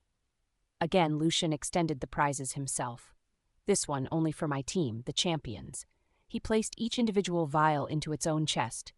"Use it wisely," Lucian said as Judy reverently accepted the chest, "both the wealth and the power you've earned." Roxy muttered under her breath, "Damn right we will." Lucian smirked faintly, as though he'd heard her, then turned to me. "And to you, Seraphina Blackthorn." His hand was warm as he pressed the small chest into my hands. "Your leadership made this possible." I bowed my head, pulse racing wildly as I beheld a literal miracle. It wasn't just me. We all fought for this. Lucian's smile deepened, knowing, "Modest, as always, I can't think of anyone more deserving." I looked up at him, and finally he let his smile slip free, wide and unguarded. He took my hand and held it up. "Behold," his voice boomed, "the champions of the latent spark trials." And the applause that erupted around us was not nearly as loud as my pounding heart. The ceremony gave way to a press interview, and suddenly we were surrounded by reporters. Cameras shoved close, recorders hovered near my lips, and questions fired at us like arrows. "Miss Blackthorn, how did your team achieve such flawless coordination, despite your differences and weaknesses? What will you do with the Moondew Nectar? Will you accept the rumored offers from investors willing to pay millions? What does this victory mean for wolfless wolves across the packs?" The questions overwhelmed me. Flashing lights blinded me. But I answered each with a calm I didn't quite feel. To the first, I praised my teammates for their resilience and courage. To the second, I denied any temptation of selling the Moondew Nectar, reaffirming that some treasures weren't meant to be bartered. To the third, I said simply, "This isn't just our victory. It belongs to every wolf who has ever been cast aside, underestimated, rejected. I hope this shows them their worth doesn't vanish because someone else failed to see it." I felt the effect my words had on the room, felt the admiration and respect surge towards me like a tide. And then the questions got deeper. "Seraphina, how did it feel to face Alpha Kieran of Nightfang in battle? We know he's your ex-husband. Do you believe he let you overpower him?" My instincts screamed to recoil at the mention of Kieran, but I forced my breathing steady. "I assure you, Alpha Kieran showed no favors to my team in the arena." I lifted the hem of my shirt to show the bandage cinched firmly over my bruised ribs. "Does this look like favoritism to you?" I didn't know if I was defending Kieran's or my own honor. Either way, every insinuation that I'd won by anything more or less than my own merit made my blood boil. The press was relentless. "And what about your relationship with Lucian Reed? It's no secret that the two of you are quite close." Irritation warred with my joy. The LST was as transparent as glass. "You all watched the footage, the majority of it live." I lofted my chin. "You tell me at what point it looked like I curried favor from Lucian Reed or anyone else. And how do you feel about the tension between you and Celeste Lockwood, especially since her team did not win?" I bit back a sigh. But the questions kept coming, an unabated flood of inquiries. Some were flattering, some cutting, some eager to drag my private wounds into the public light. I kept my answers poised, inviolate. I would not let them see the bruises of my past, only the steel I'd forged from them. This was no longer a battlefield of claws and blood. It was a battlefield of words. I'd won one. I wouldn't lose the other, Seraphina's Pova. Finally, blessedly, the press conference came to an end. We were ushered next to the family waiting area, where laughter and tears collided in a symphony of joy. The space itself had been softened from the sharp grandeur of the hall. Warm lantern light pooled in golden circles across the polished floor. Plush couches ringed the chamber, and fragrant sprays of lilies and winter roses lined the walls. The air buzzed with relief and triumph, scented with salt of sweat and tears and the sweetness of flowers. Finn's parents nearly bowled him over the moment we crossed the threshold. His father, a tall man with the same wiry frame and broad shoulders as his son, clapped him on the back so hard I thought Finn might crack a rib. "That's my boy," he boomed, voice echoing. His mother swatted at him, tearfully scolding, "Not so hard, Harold, he's bruised already." But her arms wound around Finn with crushing strength anyway, her head barely skimming his chin. Talia collapsed into the arms of a young man who'd been waiting right at the front. He was tall and stocky, with wild blonde hair that looked like he'd been pulling at it. He caught her like he'd been waiting there all day for this moment, hugging her as though he might never let go. She sobbed openly, the kind of deep, unguarded sob that had no shame in it, while he whispered into her hair. I caught pieces. I knew you'd make it, baby, I knew, and my chest tightened. Judy's boisterous family enveloped her in seconds. Her mother pressed a trembling kiss to her forehead, pride etched firmly on her face. My baby. Her voice wavered as she cupped her daughter's cheeks. Her eyes darted over her face and body, as if memorizing every scar and bruise she'd earned in the trials. I'm so proud I could burst. Their tender moment was interrupted when Judy's sisters and her swarm of nieces and nephews almost sent her to the ground. Even Roxy, whom I'd imagined growing up alone in a cave, was smothered by a gaggle of brothers. There were 4 of them, each with the same jet-black hair and sharp eyes. They lifted her clean off the floor, cheering so loudly I was sure half of the West Coast heard. "Roxanne, you beast! You did it!" one of them bellowed, spinning her in a dizzying circle. She shrieked and swatted at them, but the laughter breaking out of her cracked voice was pure exhilaration. I stood back, watching them all. A pang tightened in my chest. This was what victory was supposed to look like. Family, arms to fall into, faces glowing with pride and joy. And me? I had none of that. My parents weren't here. Celeste, not that I would ever consider her family to begin with, well, gods knew what she was doing, probably plotting how to spin her loss into some twisted form of martyrdom. I had Lucian, yes, Maya too, Ethan, maybe. But none of them were in sight. I didn't even know if the no-contact ban had been lifted or not. And in this moment, surrounded by the warm chaos of reunion, I felt the hollow absence of my own family more acutely than ever. Serafina Blackthorne, you absolute fucking legend! A delighted gasp tore out of me as I spun and was immediately swept off my feet. Maya! My laughter bubbled out of me as the room spun around me, Maya's arms tight around my waist. I swayed a little when she set me on my feet. Hi, I giggled. Hi? She threw her head back, and her laughter was like a champagne bottle popping open in my chest. Her curls were wild and free around her face, and she wore what looked like ceremonial training gear, a polished leather jacket that bore OTS crests, and a fitted black skirt with combat boots. The sight of her was like a high, like an addict's first hit after abstaining so long. I missed you so much. My voice was thick, and the words came out choked. She was grinning so hard I wondered if it hurt.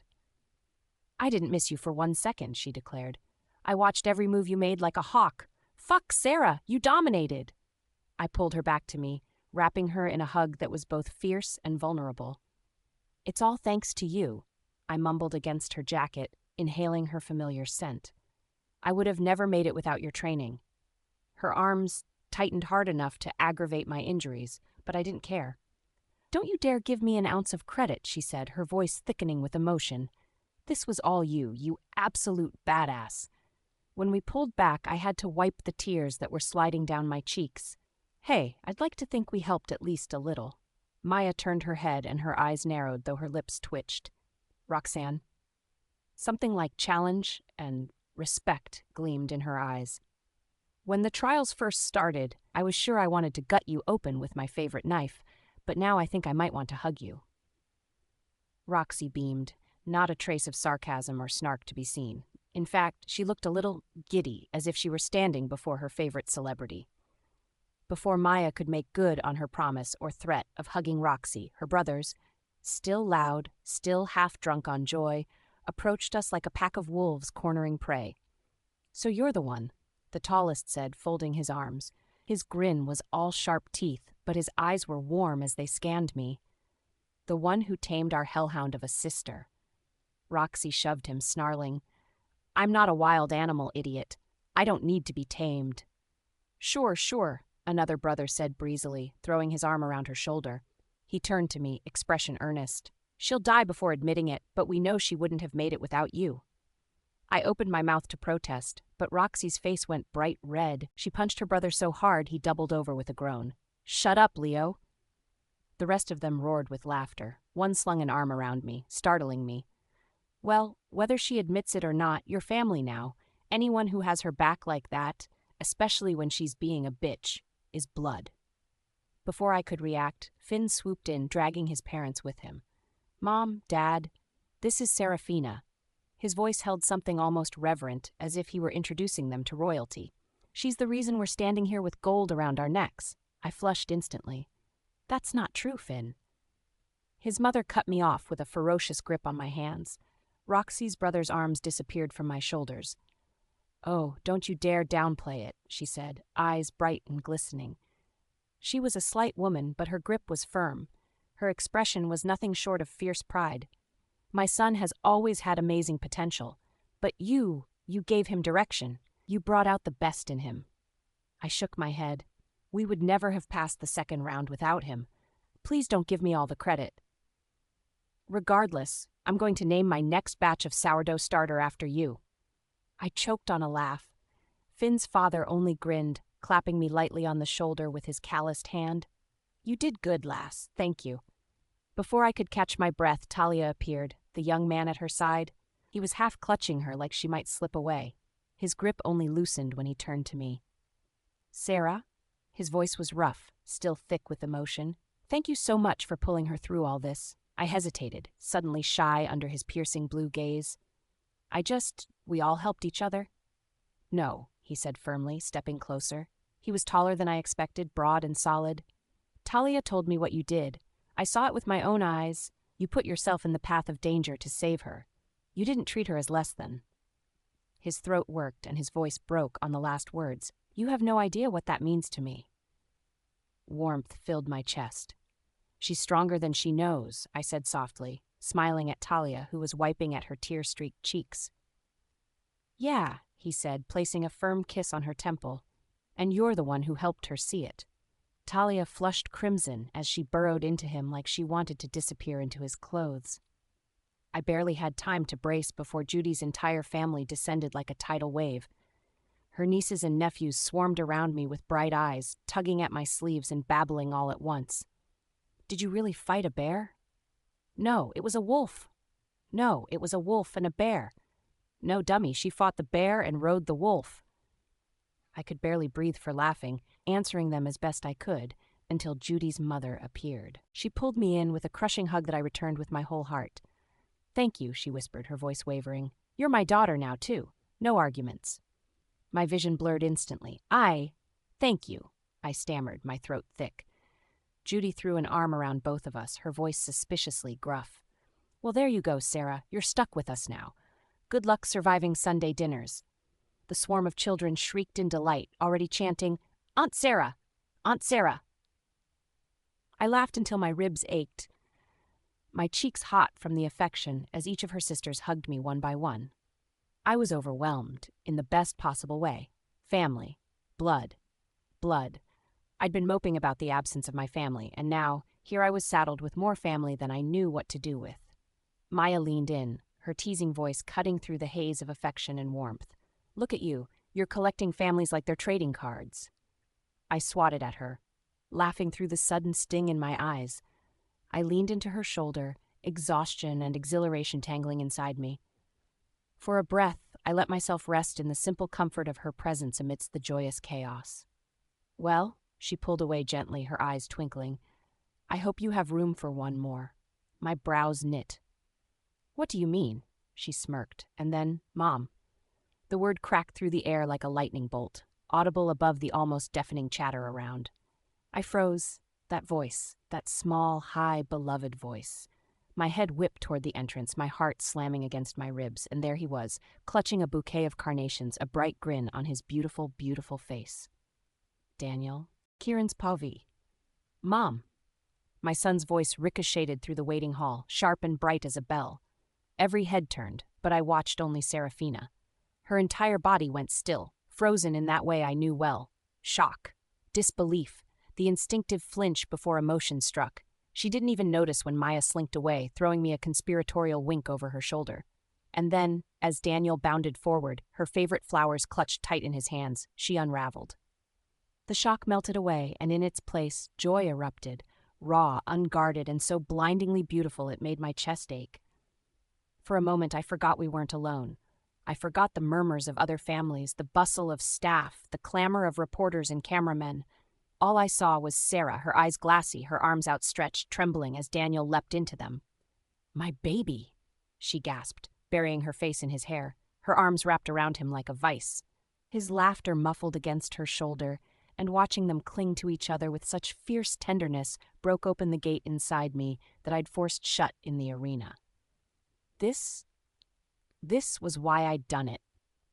After Daniel's call about the elixir and my promise about making something better for Sarah, I'd racked my brain for a solution. It had plagued me for a long time. What could I give Sarah to infuse the strength Daniel wanted for her? What would fulfill her?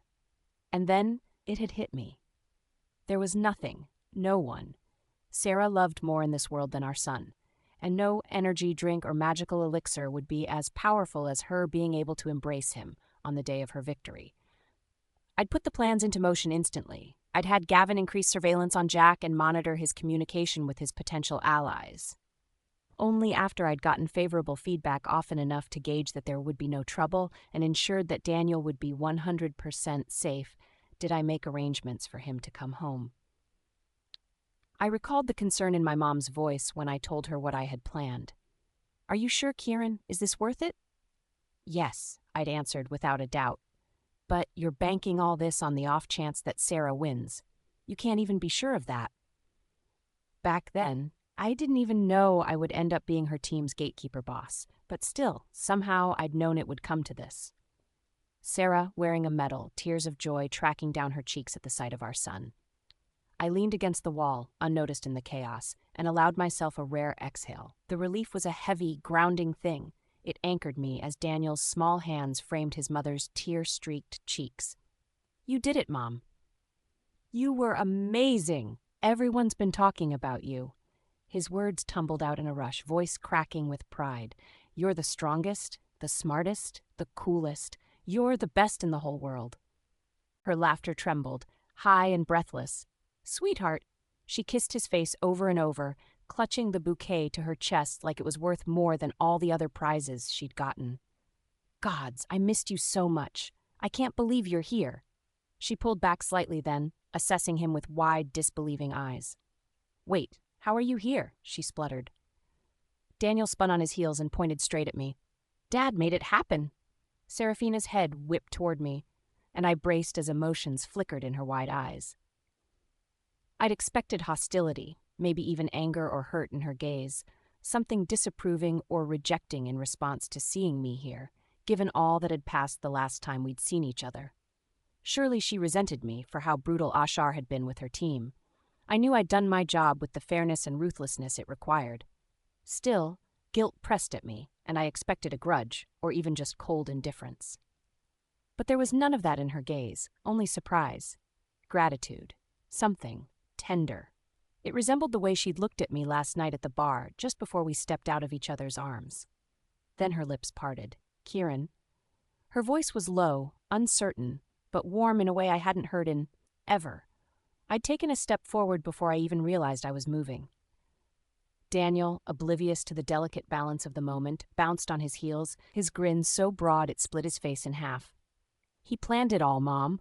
He talked to Grandpa and Grandma, and he said he knew you were going to win, so he brought me so I could hug you when you did." Is that true?" Sarah asked softly, her gaze still locked on me. I forced my legs to stay in place, to not carry me any closer to her. "Yes." My voice came out rougher than I intended. "Daniel wanted to be here, and I thought you deserved this, both of you." In the midst of the hubbub around us, silence stretched for a moment, taut and fragile. Then she swallowed hard, her throat bobbing. "Thank you."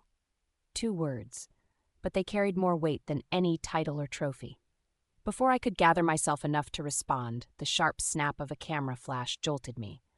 "Winners, gather up," the official photographer called, waving impatiently. "It's time for group photos." Judy appeared next to Sarah, wrapping her arm around hers. "Come on," she said, grinning. "Pictures." "I'll be right back," she called out breathlessly as she let Judy pull her away. I moved closer, taking Daniel's hand as the 5 members of OTS Team 1 posed for their official pictures, pride and delight plastered across their faces. After a while, the photographer announced, "Okay, with family now." Sarah reappeared, her smile brighter than anything I'd ever seen in my life. "Come on, baby." She tugged at Daniel's hand. "Oh." His eyes lit up as they turned to me. "Dad should be in it too." I blinked. "Daniel?" "Yes." He barreled on, cutting me off with the unstoppable certainty only a child could have. "He's proud of you too, Mom," he said to Sarah. "He should be in the picture." Sarah stiffened, concern flickering through her bright smile, the effort to mask her discomfort obvious as she weighed the implications of me being included. I could see the calculations sparking in her mind, the politics, the optics, the personal mess of it all. I had been her gatekeeper boss. Even more significantly, I was her ex-husband. I wanted to bow out, to save her the pressure of the decision. But the truth held my tongue in place. No matter how awkward or uncomfortable it was, no matter how much I didn't deserve to be, I wanted to be in the picture. "It would only be fitting," a voice cut through the tension. My muscles instantly locked in place, and my guard shot up like an armed fortress as Lucian Reed stepped into view. Sarah had the opposite reaction. "Lucian," she exhaled, her smile glowing brighter like she'd added new batteries. His returning smile was gentle, warm, filled with pride. He took her free hand in his as he stood beside her, and I fought the growl that built up in my throat. More than the potent jealousy that rose at the sight of Lucian's hand on Sarah, I had a bone to pick with him. Back in the snowfield arena, had he known that I would face Sarah and Celeste? Had that been his plan all along? To pit me against my past and present and see which way I swayed? He inclined his head smoothly, his tone gracious as he spoke. "Given Alpha Kieran's contributions to OTS during the trials, a picture is only fitting. Join us." I bristled. Join us. As if he were the one with the right to be by her side. As if I were the outsider who needed an invite. Well, screw him. I didn't need his fucking permission to do anything. And if he thought the dynamics of our relationship, or lack thereof, had changed because I'd agreed to be gatekeeper boss, he had another thing coming. "Come on, Dad." Daniel's excited tug drew my attention, and I let him pull me along to where everyone else gathered for photos. I kept my expression neutral, though inside my chest thundered. Standing beside Sarah, our son between us, felt like trespassing. Like breaking into a house I used to live in, but was now sold.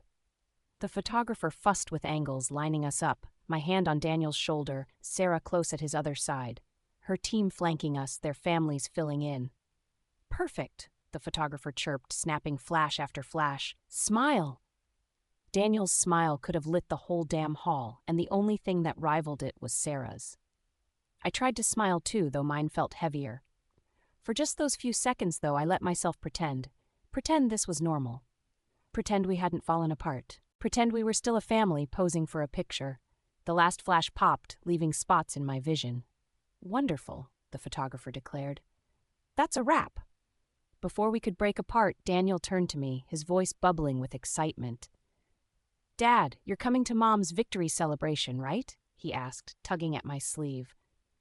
The question caught me off guard, and I glanced over his head at Sarah, looking for an answer in her eyes. Did she want me there? She winced almost imperceptibly with every movement, and I knew that underneath her gear she bore bandages, thanks to me. There was no way she wanted one of the obstacles to her victory at her celebration. So I braced myself for the rejection. I would deserve it. As Lucian would say, it was only fitting. But before Sarah could deliver the blow, another voice cut through, sharper, dripping with malice. "You see, look at him!" Celeste's voice cut through the hum around us, drawing everyone's attention. "Smiling with them, standing with her. You expect me to believe he didn't throw the fight?" The hairs on the back of my neck rose. And just like that, the fragile spell of reunion shattered. Celeste's povey. I'd never hated the sight of a smile more in my entire life. My team had come in dead fucking last, barely crossing the exit zone before time ran out, battered, bloodied, and humiliated. And Ethan, our fucking alpha, instead of directing his fury at the one responsible for our failure, he'd smiled at Alara with something dangerously close to approval. "You led well," he said, pride infused in every word. "Win or lose, you upheld Frostbane's honor and spirit. Those words struck me worse than any of Ashar's blows. Alara, propped up on a bench in the resting room with her ribs bound, still managed a satisfied smile. Thank you, Alpha. That look, so smug, so self-assured, was like a knife twisting in my chest. She'd stolen everything from me, my command, my authority, my rightful place as fucking champion. And my own brother praised her for it. I clenched my jaw, hands balled into fists at my sides, as the medics wove quietly between the teams, kneeling with their packs and carefully tending wounds and distributing bandages to those slumped on benches or sprawled on the floor. The sterile scent of herbs and salves made me sick. I could still taste the iron of blood in my mouth, and the ache in my ribs throbbed with every shallow breath. But it wasn't pain that made my hands shake. The central screen glowed red through the haze of my anger, and the sight of the gold medal twinkling around Seraphina's neck made me want to burn the building, hell, the whole fucking world, to the ground. One of the medics, a worthless Omega, crouched before me, holding out a small box of tinctures and gauze. Lady Celeste, if you'll just hold still. I slapped the box from his hands. Its contents clattered across the stone floor, rolling and scattering like broken teeth. Gasps erupted around us. The Omega recoiled, stunned, his wide eyes shimmering with hurt. My lady, don't touch me, I snapped, rising unsteadily to my feet. The movement sent sparks of pain arcing down my side. The thought that it was Kieran himself who had inflicted this agony made it hurt 10 times worse. I don't need your pity ministrations, I hissed down at him. What I need is justice. Celeste, Ethan snapped. His alpha tone cracked like a whip across the air, but it only stoked the fury bubbling in my gut. Aren't you the least bit pissed? I whirled on him, the world swaying for a heartbeat before righting itself. Confusion furrowed his brows. What are you on about now? I stabbed a finger at the exit. I'm talking about the blatant fraud we witnessed out there. The murmurs thickened. Across the chamber, I saw the members of OTS stiffen. Their uniforms gleamed, pristine compared to our ragged, snow-crusted gear. 2 of the top 3 placements, snatched by their people, inferior Omegas and deficient outcasts. It was so ridiculous I could laugh. Fate wasn't so blind, so derelict, that it would let this joke of an injustice occur. It was clear to anyone with a working pair of eyes that the trials had been cleverly scripted for their glory. Fraud? Ethan's voice dropped, dangerously low. Yes, I threw my arm toward the OTS groups. 2 of the top 3, 2, and we're supposed to believe that's coincidence? That's skill? Don't be naive, Ethan. They've been favored from the start. The judging, the challenges, it's all been stacked in their favor. One of the OTS members, a tall male with an angular jaw, stepped forward, his gray eyes flashing. Careful, Frostbane. Or what? I spat. You'll cheat louder? Gods, you people couldn't even be fucking subtle about it. A ripple of outrage surged through the room. You dare insult the LST's integrity? Another snapped, a brunette woman whose voice carried the weight of authority. Every result was reviewed by a council of impartial elders, none of whom bear any allegiance to OTS. Every second of the challenges was broadcast for all to see. The entirety of the trials was transparent. Her hazel eyes narrowed. If you cannot accept your failure, then choke on it silently. Do not smear our honor. You wouldn't know honor if it clawed your throat out, I hissed. Ethan's hand clamped around my arm, tight enough to bruise. Enough. I yanked at his grip, twisting my arm, but his hold was unyielding. When I couldn't break free, I settled for a glare. Enough. You should be furious. You should be demanding answers, not standing here like some spineless diplomat. Frostbane was humiliated out there. I was humiliated. You humiliated yourself, Alara muttered, not looking up as her bandages were tied. My head snapped toward her. What did you just say? You heard me. Her gaze stayed steady, unflinching, even as her knuckles whitened on her knee. You want to know why we lost, Celeste? She leaned in, still seated. It wasn't because the other teams were better, not because anyone cheated, and certainly not because of judges. She pointed a finger straight at me. We lost because we were slowed down by the deadweight on our team. Take responsibility for once in your cushioned life. Crimson bled into the edges of my vision, and with a snarl, I lunged forward, determined to scratch Alara's eyes out. Celeste, Ethan barked. His alpha command froze me mid-step, his nails digging painfully into my arm as he yanked me back. My brother's eyes blazed, his face tight with fury. When I say that's enough, I fucking mean it, Celeste.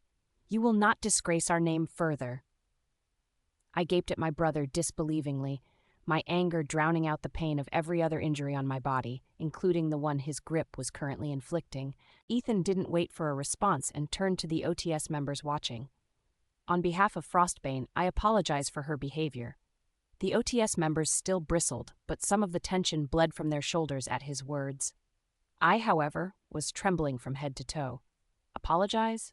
For me? The rage scalded me from the inside.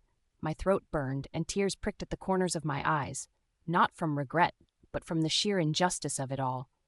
I would not be made the villain, not here, not while Sarah's name was on every tongue, her praises echoing from every corner. Fine, I bit out. If no one else will demand proof, then I will. I raised my voice. I want the surveillance footage reviewed. Ethan groaned. Celeste? No. I rounded on him, ignoring the warning edge in his tone. Don't you dare try to silence me again. If there's nothing to hide, then there's no harm in transparency. I refused to swallow humiliation without answers. It's so fucking dramatic, Alara mumbled. I chose to ignore her this time, clenching my fists so hard I was in danger of breaking my fingers. Very well. The authoritative woman from earlier gave a curt nod. The footage will be displayed. In a matter of minutes, the central screen in the resting area switched from Sarah's sanctimonious press conference to scenes from the trials. I watched, my breath shallow, as image after image unfolded. Our team flailing against Ashar, Callum's axe skidding off Golden Fur, Lisa dragging Dylan out of reach, Alara's blade striking again and again with relentless grit, and me at the edge, strategizing. Then it shifted. Another projection, another team. Sarah's...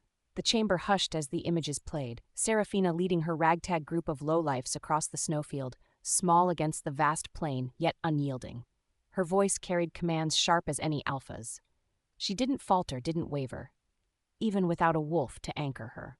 Her teammates followed her without hesitation, their coordination fluid, their trust absolute. My shallow breaths ceased altogether as I watched, enraptured. I thought for sure when the second attempt came and they went in with fucking makeshift smoke bombs, they were done for. But then, through the haze, Serafina emerged, a lone figure sprinting toward the golden beast. As if suddenly possessed with something unseen, her movements grew impossibly sharp, dodging, weaving, rolling beneath his claws. And then, reckless, impossible, she leapt. Gasps echoed in the chamber as the image showed her clinging to Ashar's mane, straddling the alpha of Nightfang himself. His body bucked, every ripple of muscle threatening to unseat her, yet she somehow held on. And then her hand closed around the talisman. The chamber erupted in applause, scattered cheers of admiration. Even the members of the other packs looked begrudgingly impressed. Bile rose in my throat. This proves nothing, I shouted, cutting through the noise. You all see what I see, don't you? Kieran let her win. Heads whipped toward me, and their attention sent a thrill through me. Kieran held back, I pressed on. My heart hammered, but my voice stayed steady. Look at his movements. Notice how he struck her compared to us. It was softer, slower. He practically gave the talisman to her. Don't you understand? She has it because he handed it to her. Oh my fucking gods. Alara shot to her feet then. Give it a rest, would you? Don't you get tired of the sickening sound of your whiny voice? Screw this, I snapped, heading for the exit of the resting chamber. I'll hear this from the horse's mouth. I was going to look Kieran in the fucking eyes and have him explain why he'd handed my victory to my nemesis. Celeste! I ignored Ethan's call, shoving loiterers that stood in my way. And then I saw him. No, them. Near the far wall where the victorious gathered with their families, Kieran stood with them. With her. Sarah's team flanked him, grinning, their wounds bound but their joy bared. And in the middle, beaming with a light so blinding it made my eyes hurt, was Daniel.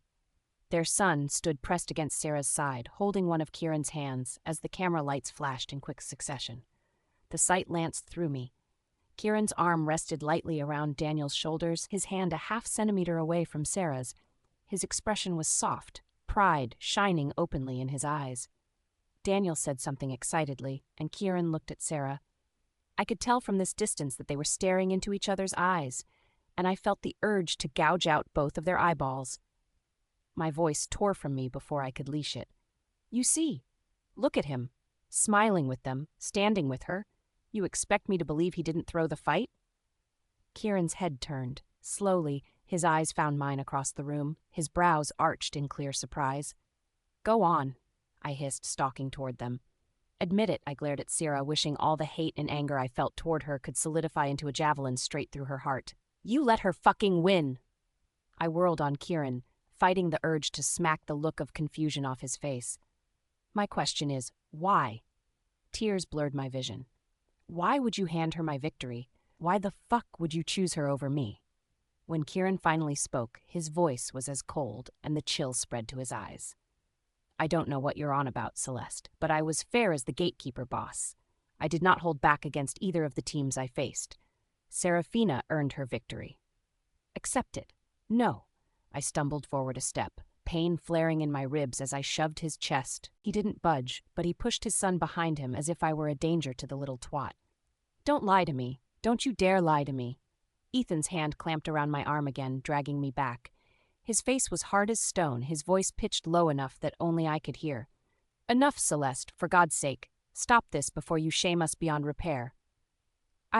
Look around, he hissed. And I did. Everywhere, eyes. Press, warriors, healers, strangers. Gazes sharp, judging, weighing me as if I were a pound of salmon on a scale. This wasn't the attention I liked. Not when they had all made up their minds.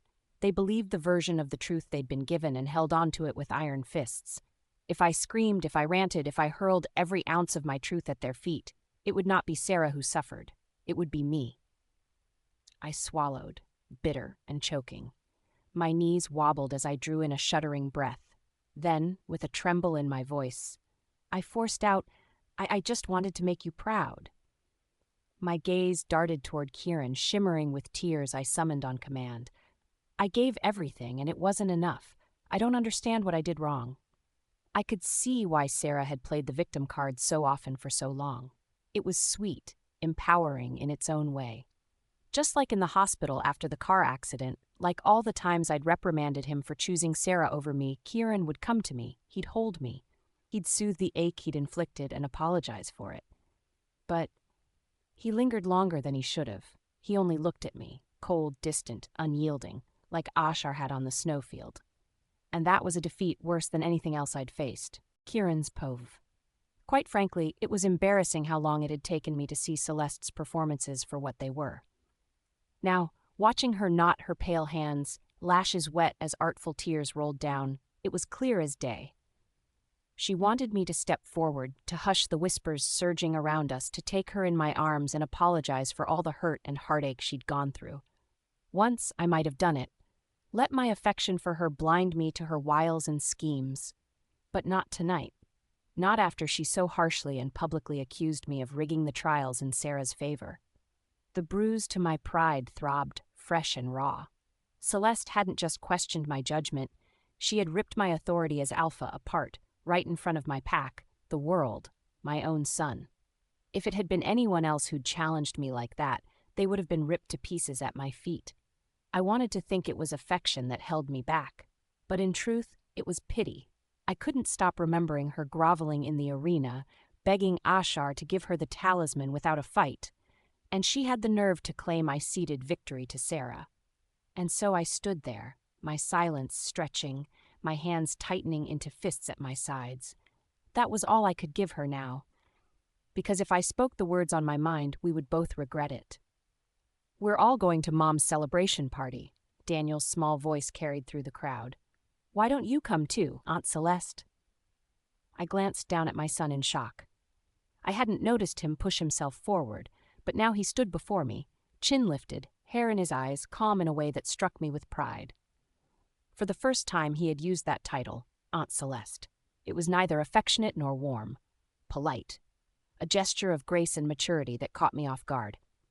For one tense moment I thought it might work, that Celeste would see the olive branch for what it was and accept it. But Celeste's lips curled. "Fuck no," she said, her tone sharp, final. "I'd rather die than join you all to celebrate a fraud." The tension in my jaw tightened to breaking point. I heard Sarah's sharp intake of breath. Bless his heart, Daniel's composure did not waver, but his eyes flickered once toward me. I squeezed his shoulder gently. I was so immensely proud of him. It was no secret that he didn't like Celeste, but he'd put his personal feelings aside to be kind to her, and somehow she'd managed to be more childish than the 9-year-old. "Come, love," Sarah's voice cut through the dark cloud Celeste had cast like a rainbow. She wrapped a protective hand around Daniel's shoulder. "That's enough excitement for one day." My fingers twitched with the urge to reach out and pull them both back to my side, but I let them go, my gaze fixed ahead. "You should rest, Celeste," I said flatly, my tolerance at its end. I glanced at my best friend, whose patience looked like it was dangling from the same precarious thread mine was. "Ethan, please see her home." Celeste stiffened, her mouth parting. Her tears stuttered just for a heartbeat, then tumbled harder as she gave her all to the performance. I turned away without another word and left all the theatrics and games behind. Celeste's Pova. The words struck me like ice water to the face. "Ethan, please see her home." I hadn't meant it. Gods above, I hadn't meant it. Kieran was supposed to see through my refusal, to know I was only bluffing. I just wanted him to push a little, to show me that I was more important than his son and his ex-wife's stupid fucking victory celebration. But instead his eyes were like stone. No warmth, no indulgence, just cruel dismissal. Panic rose in me like a tidal wave as he turned away, heading for the rear exit. I turned sharply to Ethan, searching for rescue. "Ethan," I whispered. The tears that trembled down my cheeks this time were authentic. "You won't let him treat me like this, will you? You'll remind him who I am. You'll remind him that my place is by his side." Ethan's gaze, steady and cool, did not soften. "Kieran was right. You need rest, Celeste. You've been through enough for one night." I gasped. "Ethan, I'm attending Sarah's party with Maya, so I'll arrange for someone to take you to Mother. She'll know how to care for you." "No," the word burst from me, too loud, too sharp, drawing more of those cursed eyes upon me. Heat flooded my face and I lowered my voice quickly, fumbling to reclaim the image of fragility. "I mean, I don't want to trouble Mother tonight." Ethan only sighed. "It isn't trouble. She'll be glad to have you home. Home." The word cut deeper than he knew. The Lockwood Manor was no sanctuary. It was a prison of expectations, of reminders that I was to be flawless, admired, envied, and I couldn't afford to be anything else. But I saw in Ethan's expression that it was already decided. And Kieran did not even look back at me. I wanted to scream.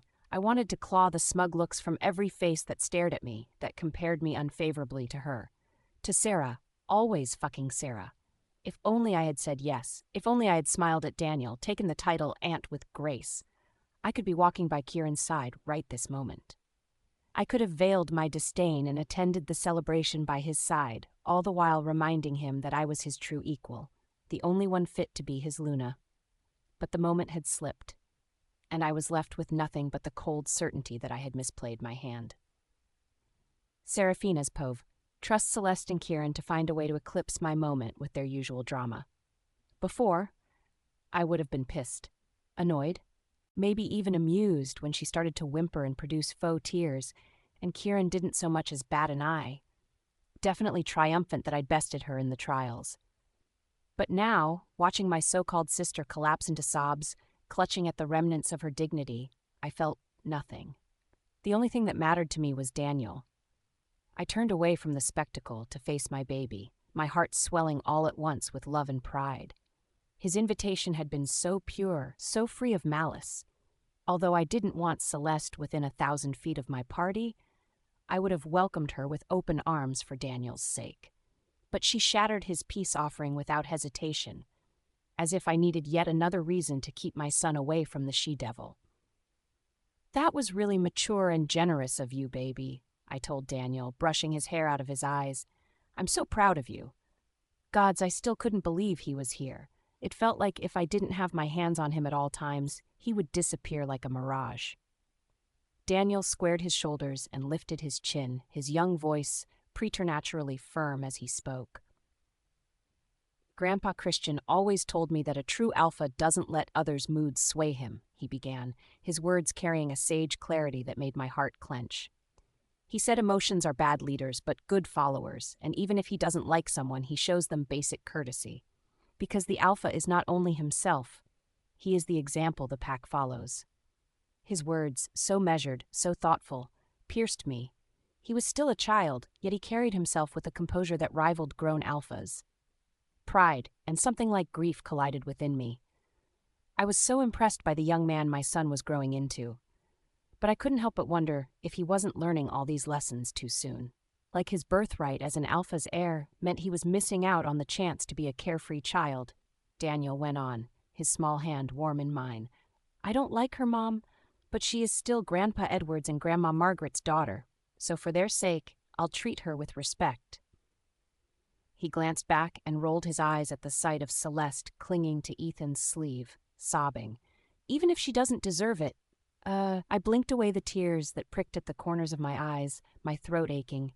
You make me so proud, Daniel, I whispered, too soft for anyone else to hear. More than you'll ever know. He squeezed my hand. Come on, Mom. Tonight is about you. Let's go. Yeah, I sniffed. Let's. We walked together toward the front exit of the OTS main building. Behind us, Celeste's sobs lingered, but I did not turn. I had no more energy to waste on her tantrums. As the doors opened, cool night air rushed over us, and I took in a long, grateful breath. This had probably been the longest day of my life. I'd woken up in a frozen cave, fought nearly to the death against a veritable beast, aka my ex-husband, won the trials, got dragged yet again into the chaos of my sister and said ex-husband's drama, and was now ending it all with the quiet, grounding warmth of my son's hand in mine. And then, two figures stepped from the shadows of waiting cars. Lucian, all charm and smooth confidence, offered me a smile that shone in his beautiful blue eyes. His sleek red car gleamed behind him, the passenger door already open as though prepared in advance. At his side, Kieran stood, less polished but infinitely steadier, his dark gaze fixed on me with enough intensity to melt steel. His Escalade sat idling nearby, its interior faintly lit. Both men extended their hands at the same time, and my breath caught. Sarah, Lucian said smoothly, inclining his head. Daniel, allow me. That's okay, Kieran's voice, quieter but firm, followed. They can come with me. Seraphina's pove. For a moment, the world stilled between them, the hum of engines, the rustle of night air, even Daniel's small hand in mine. All that existed were the two outstretched arms, the two contrasting gazes, warm and searing. I felt like I was at a proverbial crossroad, as if the choice before me carried far more weight than just deciding whose car would take me home. Damn it, I should have just brought my own car. In hindsight, walking to OTS, so the fresh morning air could calm my nerves before the final challenge had been a stupid idea. I stood frozen, indecisive, for way too long. And then Daniel tugged lightly at my hand and tilted his head toward his father. Can we go home first, Mom? I have one more surprise for you. And just like that, the decision made itself. I smiled, despite the tension crackling in the air like lightning poised to strike. Okay, baby. I turned to Kieran. We'll ride with you. I gave Lucian an apologetic smile, worried he'd feel rejected. As much as I wanted to spend time with him after being apart for so long, Daniel was always my priority. Lucian's smile didn't slip, but I caught a quick flicker of disappointment. His eyes suddenly cooler, making my chest ache with guilt. I guess I'll see you at the party, he said smoothly, lowering his hand. It was nice to properly meet you, sir, Daniel said, smiling warmly at Lucian. Lucian's grin broadened. Call me Lucian? Lucian, Daniel echoed brightly, and I was pretty sure the sound of grinding gravel came from Kieran's clenched jaw. When Lucian looked at me again, he winked, and the tight knot in my chest loosened slightly. We would see at the party, we would talk, and everything would go back to how it was before the trials. Right? We didn't quite move until Lucian's car disappeared from the parking lot. Well, Kieran cleared his throat, his hands still outstretched, his expression still unreadable. Shall we? It was driving me a little crazy that I couldn't clearly tell what he was feeling. But that didn't stop me from trying. It wasn't triumph I saw in his expression. Not satisfaction either. More off-kilter, like the ground beneath him had shifted, and he didn't quite trust its steadiness anymore. Or maybe I was just projecting my own feelings. Yeah, my hand tightened around Daniel's. Let's go. The drive home was mostly silent, save for Daniel humming softly in the back seat. His contentment filled the small space, warm and alive. For once, silence between me and Kieran wasn't heavy and stiff with tension. When we pulled up to my driveway, I half expected awkwardness to greet us, but Daniel burst through the door with enough excitement to overshadow any negative feelings. "Home," he gushed as he twirled around in the foyer. The sight of him filled my heart to the point of bursting. He'd only lived here a few weeks before moving to Kieran's Island, but the fact that he saw this as a homecoming made my eyes brim with tears of joy. "Come on, Mom," he said, tugging at my wrist. "You can't wear that to your own party." Kieran's low chuckle followed us from behind. "He's right," he murmured, voice carrying that deep timbre that always managed to unsteady me. I shot him a look over my shoulder and paused, raising a brow. Not at Daniel's suitcase, which he was dragging behind him, but at the garment box clutched in his other hand. He held it out to me solemnly, like an offering to a god. Daniel picked it out himself. I blinked. I don't understand. "Grandma Leona took me shopping," Daniel explained, taking the box from Kieran and handing it to me with a lot less reverence. "It's your celebratory dress." My breath caught. "Danny, you shouldn't have."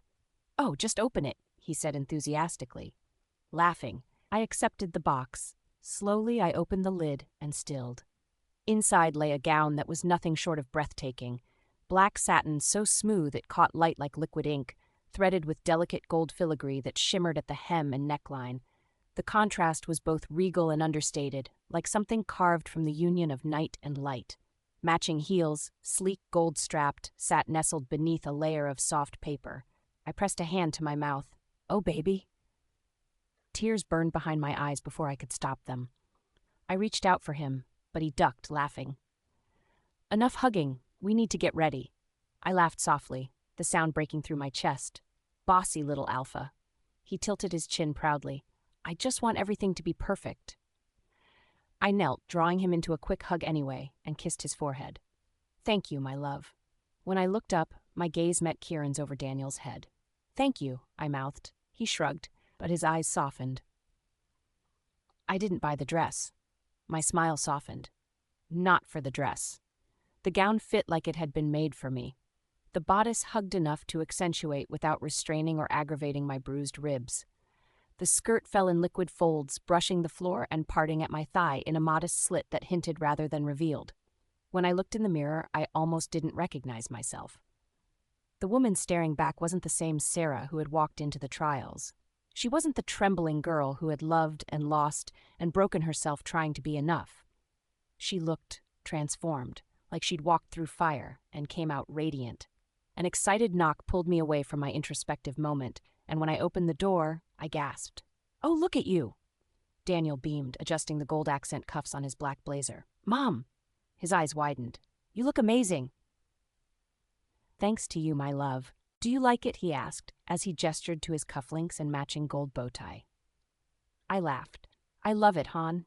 He held out his arm for me, all formal and adorable. "Shall we?" I reached back in and grabbed my clutch before leaning down to slip my arm through his. "We shall." It was a little awkward walking down the stairs due to our height difference and my heels, but I cherished every step. "Dad," Daniel called out, "come see." My breath caught when Kieran stepped into sight. He had on the same black suit and black shirt he'd been wearing earlier, but the tie was a new addition. Black, threaded with thin gold stripes that shimmered just like the trim of my dress and Daniel's bow tie. Our son waved his hand around with a flourish, grinning mischievously. "Ta-da! We match!" Kieran rubbed the back of his neck, smiling awkwardly. It was his idea. My answering chuckle was just as awkward. Yeah, I figured. I didn't want to examine too deeply what that meant. Was Daniel's heart still set on us being a family? Did he want us back together so desperately that he'd orchestrated this? "You look." Kieran's words tapered off, like he couldn't find the proper adjective. "Phenomenal," he settled on an exhale. I didn't fight the smile that pulled on my lips at the compliment, and I noted with a twinge of pride that my heart didn't ache. In another life, when I'd been a different Sarah, that comment would have carried me high into the clouds. This picture we painted was what I wanted all those years of distance and indifference, a father, a mother, and their son standing in the glow of the foyer light like a true family. Not the word, not the performance of it, but the warmth of belonging, of being seen and held and known. But I was not that Sarah anymore, and the chance to be that kind of family was long gone. I hated more than anything to disappoint Daniel, but matching outfits was not a magical glue that would fix the shattered pieces of a marriage that had never really been whole to begin with. But for my son, for the only thing that mattered to me, I would raise my chin high and play whatever part he wanted me to, if only for tonight. And if, as we stepped out into the cool night, a quiet warmth, the illusion of something whole, settled in my chest, I let it linger. Just for tonight. Kieran's Pavi. I couldn't quite name the feeling that tightened in my chest as I watched Sarah descend the stairs. Daniel's small hand looped confidently through hers. The soft gleam of gold along her dress caught the stairlight, rippling like flame against the black fabric. It was a quiet, devastating picture, one of ease, of grace, of a beauty I'd never let myself appreciate. Moments like this could have happened 100 times over during our marriage, and yet they never had. I'd chosen silence over laughter, distance over warmth, control over connection. I'd told myself it was duty that bound us, not affection, that loving her wasn't necessary to keep the peace, that indifference was safer. But watching her now, radiant in the glow of our son's joy and her victory, I felt the weight of every missed moment, every meal eaten apart, every one-sided conversation I'd cut short, every intimate moment I let grow cold. In another life, maybe this would have been our normal. Her smile wouldn't have carried that soft wariness. Daniel's laughter wouldn't sound like a fragile miracle. We wouldn't be standing in the house she bought to get away from me.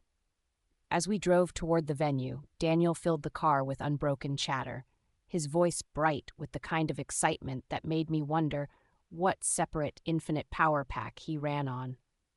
Sarah listened with rapt attentiveness, her head constantly tilted towards the back seat, her lips curved in a smile that begged me to park the car so I could stop and stare.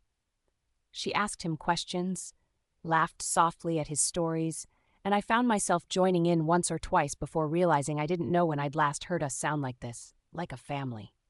No, I remembered. On the island, when it had been just us, another fleeting moment that was already a fading memory, out of my grasp. As our laughter bounced off each other, tangling into a beautiful symphony, I could imagine, for a brief, painful second, that this was how things might have been if I hadn't pushed her away. The thought twisted in my chest. What would have changed if I'd met her halfway instead of standing behind my walls of arrogance and anger?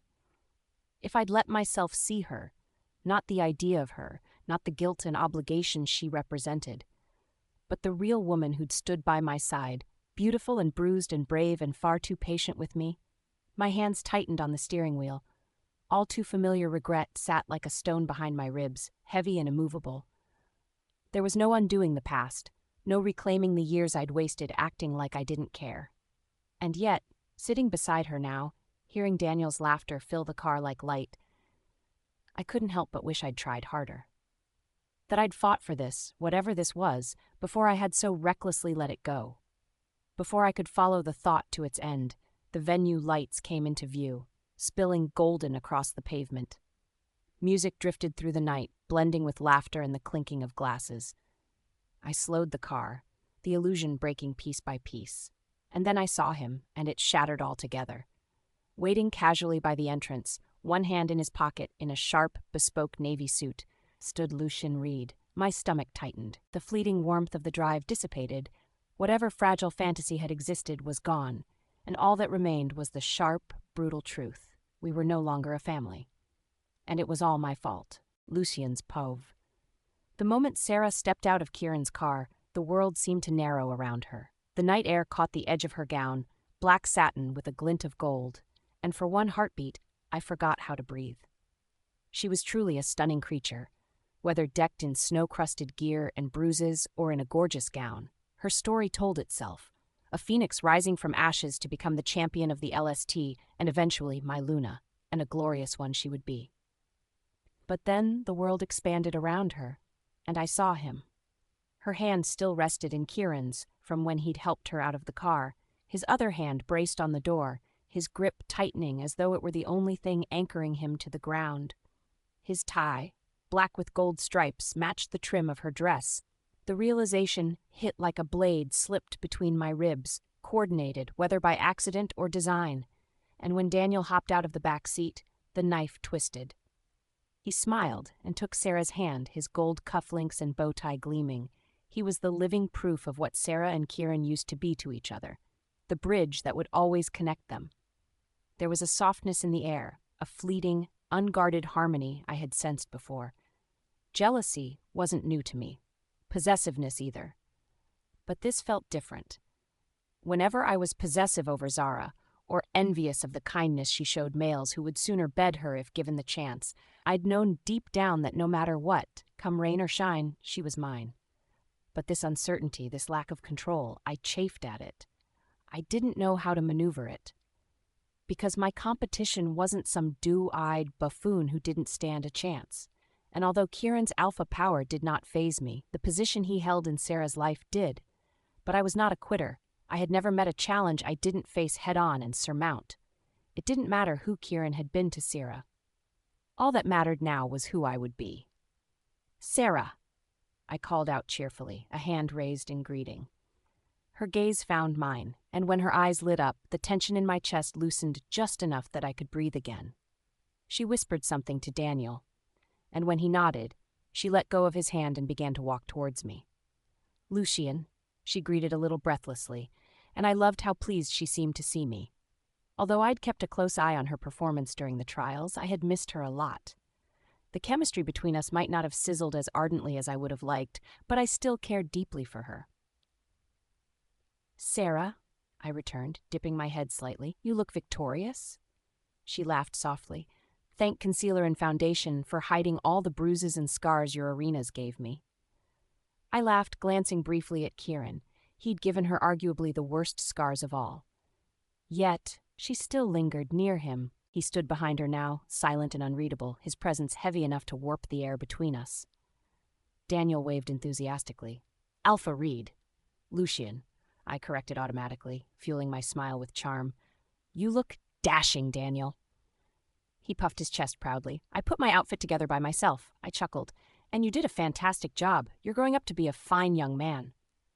My gaze flickered to Sarah, softening. "You've raised him well." That comment might have been a mistake, because Kieran's eyes snapped toward me, sharp as a drawn blade, and the air seemed to bristle between us. I knew that look. I'd seen it before the trials, right before the most satisfying brawl I'd ever gotten into. If I were being honest, I wouldn't mind going round two. It turns out I had a lot more frustrations against Kieran to air out. But tonight wasn't for that. Tonight was for Sarah. So I smiled, controlled, effortless, infuriating for Kieran, I hoped. I held my hand out. "Shall we, Sarah?" She hesitated, and I caught the hint of uncertainty in her eyes before she masked it. After a moment, she slid her hand through my offered arm, her touch light. We'd attended quite a number of galas together, but tonight didn't quite feel like it used to. There was a space, an intangible distance between us that had never been there before. Before the trials, her hand had settled against my arm, like she belonged there. Now it hovered, tentative, as if she was no longer sure of us. At that moment, the conversation I'd had with William a couple of days ago resurfaced in my mind. It was shortly after his team had withdrawn from the trials. He'd accused me of designing the Misty Woods to give the Omegas and Wolfless an unfair advantage. I'd countered by pointing out the 3 different antidotes I'd placed throughout the arena, meant to neutralize the mist's effects, just like the heat berries in the Snowfield Arena had been designed to help the Omegas survive the cold. Then I'd revealed that the arenas had originally been Zara's ideas that I had developed. After that, the conversation deepened to uncomfortable territory.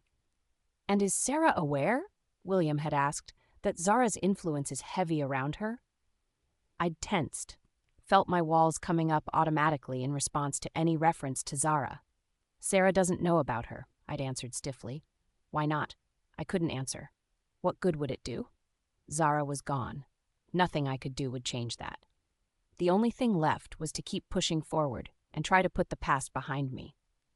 "You keep thinking you can outrun the past, Lucian," my older brother had said, like he could read my mind.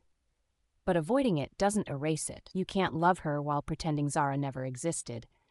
You'll lose her the same way you lost everything else. Too late to fix it." His words had pierced deep, but at the time, I'd dismissed them. I'd told myself it wasn't avoidance, it was respect. Sarah had enough baggage in her life without being saddled by the burdens of my past. But now, even as I felt that distance, despite how physically close Sarah and I were, I understood what William had meant. I thought I was protecting her from the parts of me that weren't perfect or controlled. Instead, I'd built a wall and left her on the other side. No, I had to rectify that before it was too late. Sarah. I paused, halting our movements. She turned to me, a question in her gaze. I smiled. Any chance we could. There she is. Judy and Roxanne descended on us in an excited flurry. Hi. Sarah laughed with delight. Her hand fell from mine as they pulled her into a joyous embrace. You look so gorgeous, Judy gushed, holding her at arm's length to inspect the black and gold beauty she wore, the dress that matched Kieran's tie. My jaw clenched. Alpha Reed, you don't mind if we steal her, do you? Judy grinned, pulling Sarah to her side. She's literally the star of the night. He can't expect to have her all to himself, Roxy teased. A flash of irritation shot through me, but I forced myself to smile. Of course, I bowed gracefully. Enjoy the party. Sarah shot me an apologetic look that was becoming all too familiar. I'll come find you later, okay? Before I could answer, she was already swept away, their laughter mingling as a throng of admirers and well-wishers swallowed the champions of the LST.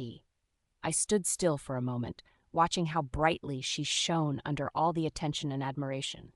She truly was a gem, one I'd unearthed in her rawest form and forged into brilliance. And now I would not, under any circumstances, let her go. Not after everything. Not when I was so close. With that resolve sitting firmly in my chest, I headed for the bar. I wasn't the least bit surprised to see that Kieran was already there. He sat with the posture of a man holding back 1,000 unsaid things, his eyes fixed on Sarah across the room like a sniper's laser. Kieran, I greeted, my voice as smooth as the whiskey I ordered. Lucian. His tone was clipped, far from polite. Silence stretched between us, taut as a wire. I could have left it there. Should have. But something about pushing Kieran Blackthorn's buttons was more satisfying than the finest glass of whiskey. She looks happy, I said quietly, eyes on Sarah. His grip tightened on his glass of scotch almost imperceptibly. Thank you. I actually flinched. Excuse me? Surely I heard wrong. Thank you, he said again, the words tight like they'd been forced past clenched teeth, for introducing her to OTS, training her, giving her a chance to participate and win the LST, for giving her the opportunity and platform to find herself. A blistering heat, fiercer than the whiskey's burn, surged in my chest. Suddenly, I was the one strangling my glass. I don't know. I had to stop. Take a breath. Try again without my voice shaking. I don't know what you think gives you the right to thank me for that. Kieran finally tore his gaze away from Sarah and arched a brow at me. Excuse me? Sarah is nothing to you, I said, my voice coming out as a low growl. You don't get to thank me for her progress like I did you a fucking favor. That earned me a humorless laugh, low and dark. And what is she to you? More than she ever was to you, I spat out. His knuckles blanched around his glass, his composure splintering just enough for me to glimpse the raw fury beneath. You think this is over? He asked quietly, leaning closer. You think she's made her choice? I met his stare. That's funny, you talk like you're an option. I leaned in even closer. Whatever choice Sarah will eventually make, remember this, you're not an option.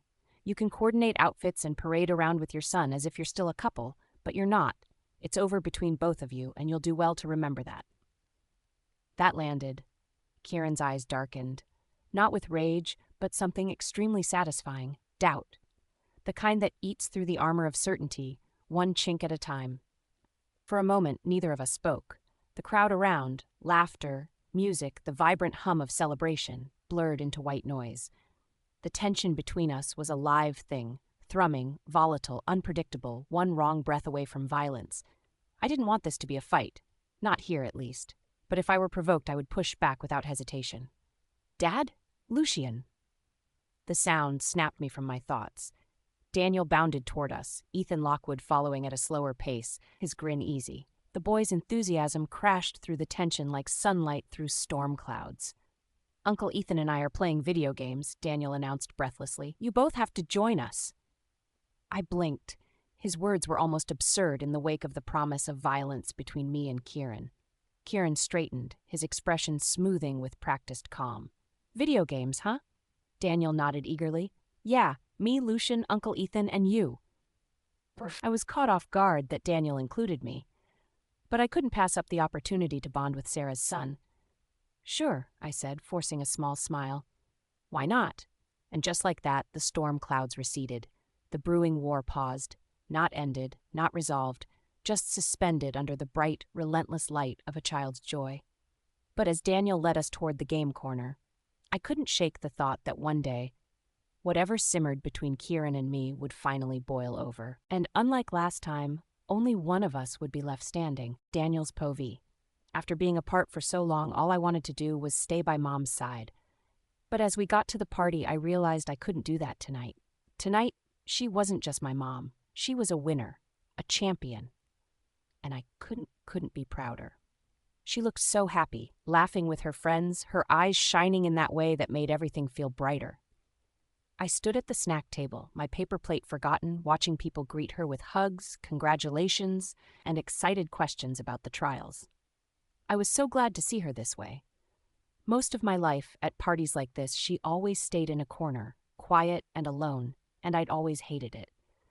I loved my mom, and even though I wanted to be by her side forever, I was so happy she'd made new friends. Her circle was growing, and people were seeing her for the wonderful person she'd always been. Dad, on the other hand, was not having as much fun as Mom was. I watched him at the bar, his back hunching and his eyebrows scrunched together like they did when he was thinking hard. I could see it in his eyes, a pain I didn't understand, whenever he looked at Mom. Like now, I wondered if he regretted the divorce, especially since Aunt Celeste seemed like the worst person in the world. I would have liked my parents back together, but if Dad only wanted Mom now that she was popular, I wasn't sure about it. Uncle Ethan appeared near the snack table, holding a plate stacked with cupcakes. He smiled widely at me. "Danny boy," he called. "You look like a little alpha tonight." I grinned, hopping excitedly. "Uncle Ethan." He bent and ruffled my hair. "Why did adults like doing that so much? You see your mom over there?" He nodded toward her, his tone softening. "She's glowing." I puffed up a little, proud. She always glows. Ethan laughed. "That she does. You get your charm from her, I think." We shared a grin, and he handed me one of the cupcakes. The frosting was gold, sprinkled with tiny silver flakes that glittered under the lights. As we ate, I saw his mate, Aunt Maya, dragging Mom toward the dance floor with Mom's other friends. Mom was laughing so hard her cheeks had gone pink. I'd just met Aunt Maya when I first landed a few hours ago. She and Uncle Ethan came to pick me up, and she seemed like a lot of fun. Anyone who was good to my mom was a hero in my eyes. Uncle Ethan clapped his hands suddenly. "Come on, this party's boring. Let's find something more our speed." I followed him eagerly toward the game area, a section tucked away near the back of the hall with big screens, couches, and consoles. There were a few older kids from the families of the partygoers, and even some adults already playing, but when they saw Ethan Lockwood, they moved aside instantly. Everyone liked him. He winked at me and tossed me a controller as he set up Dragonblight 3 Firestorm Quest. "Ready to lose?" I gasped dramatically. "You're going down, Uncle Ethan." The match began, bright flashes, loud music, characters shouting battle cries. My fingers flew over the buttons. I'd played this game nonstop almost every day and was badass at it, but Uncle Ethan was fast, too fast. "No fair," I complained when he won the first round. "You cheated." "I've been playing video games for years," he teased. "You'll need backup if you want to beat me." I crossed my arms. "Mom's busy." "Then call your old man. He used to be my partner in crime, remember?"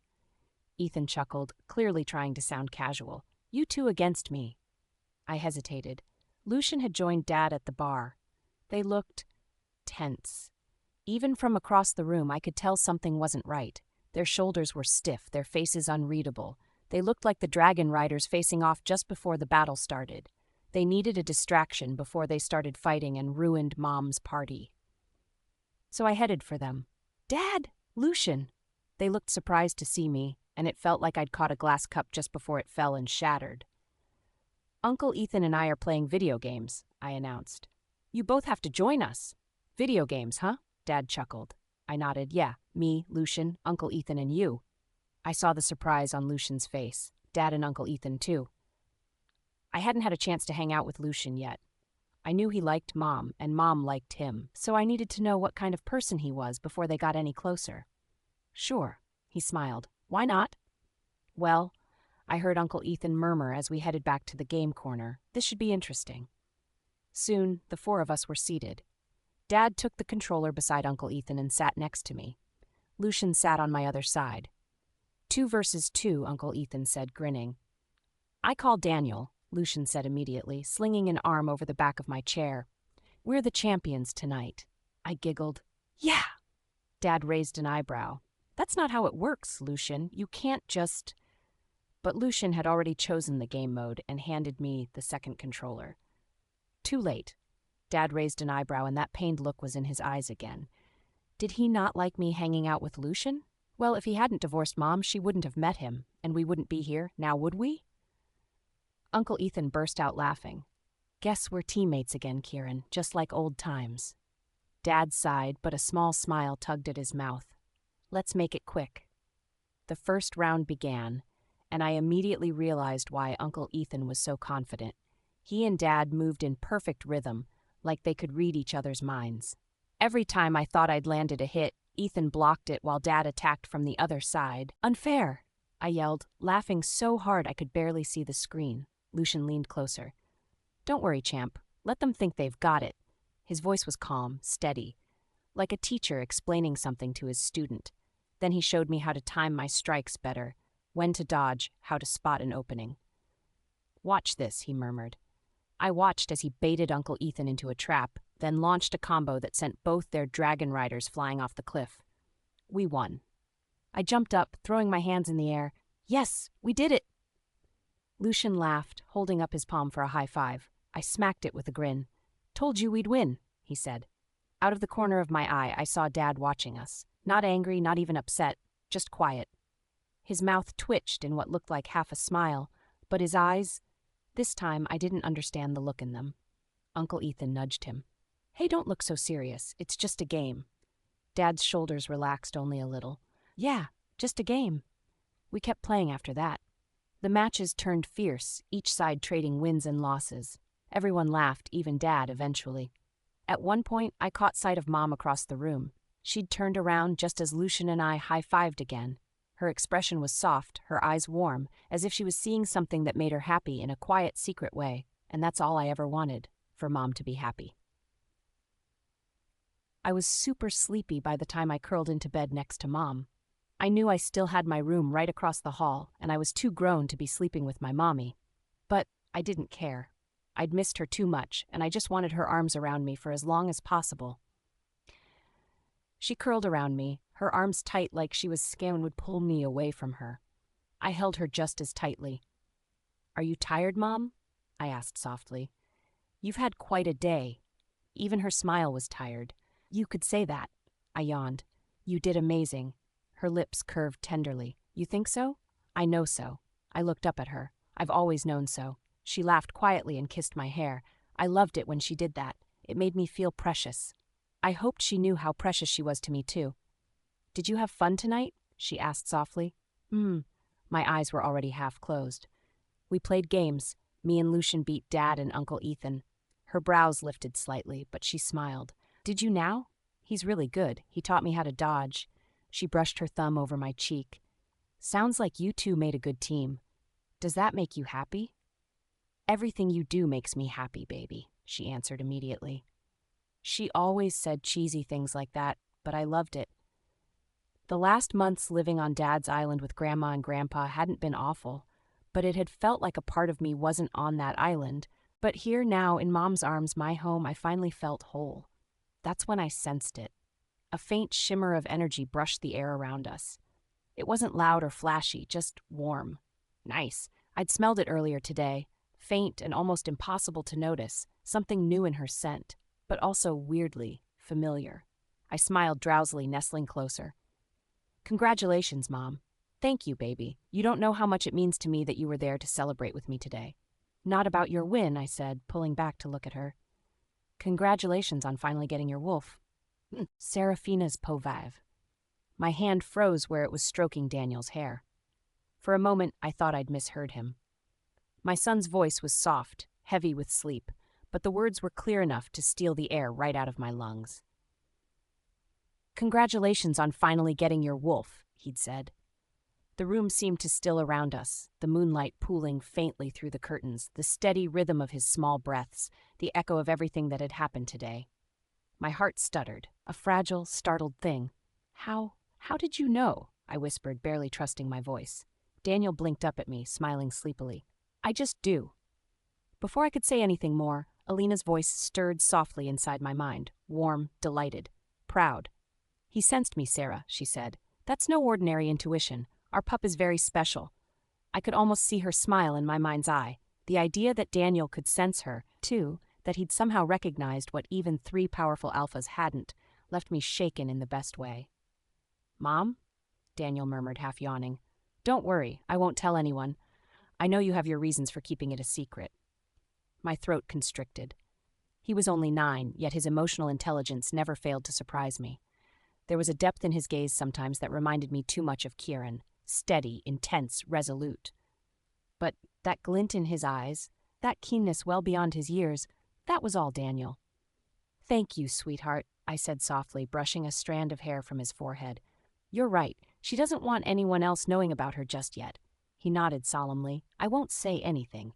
You can trust me, Mom." I smiled. "I know I can." After a pause, he whispered, "Can I know her name?" "Your wolf."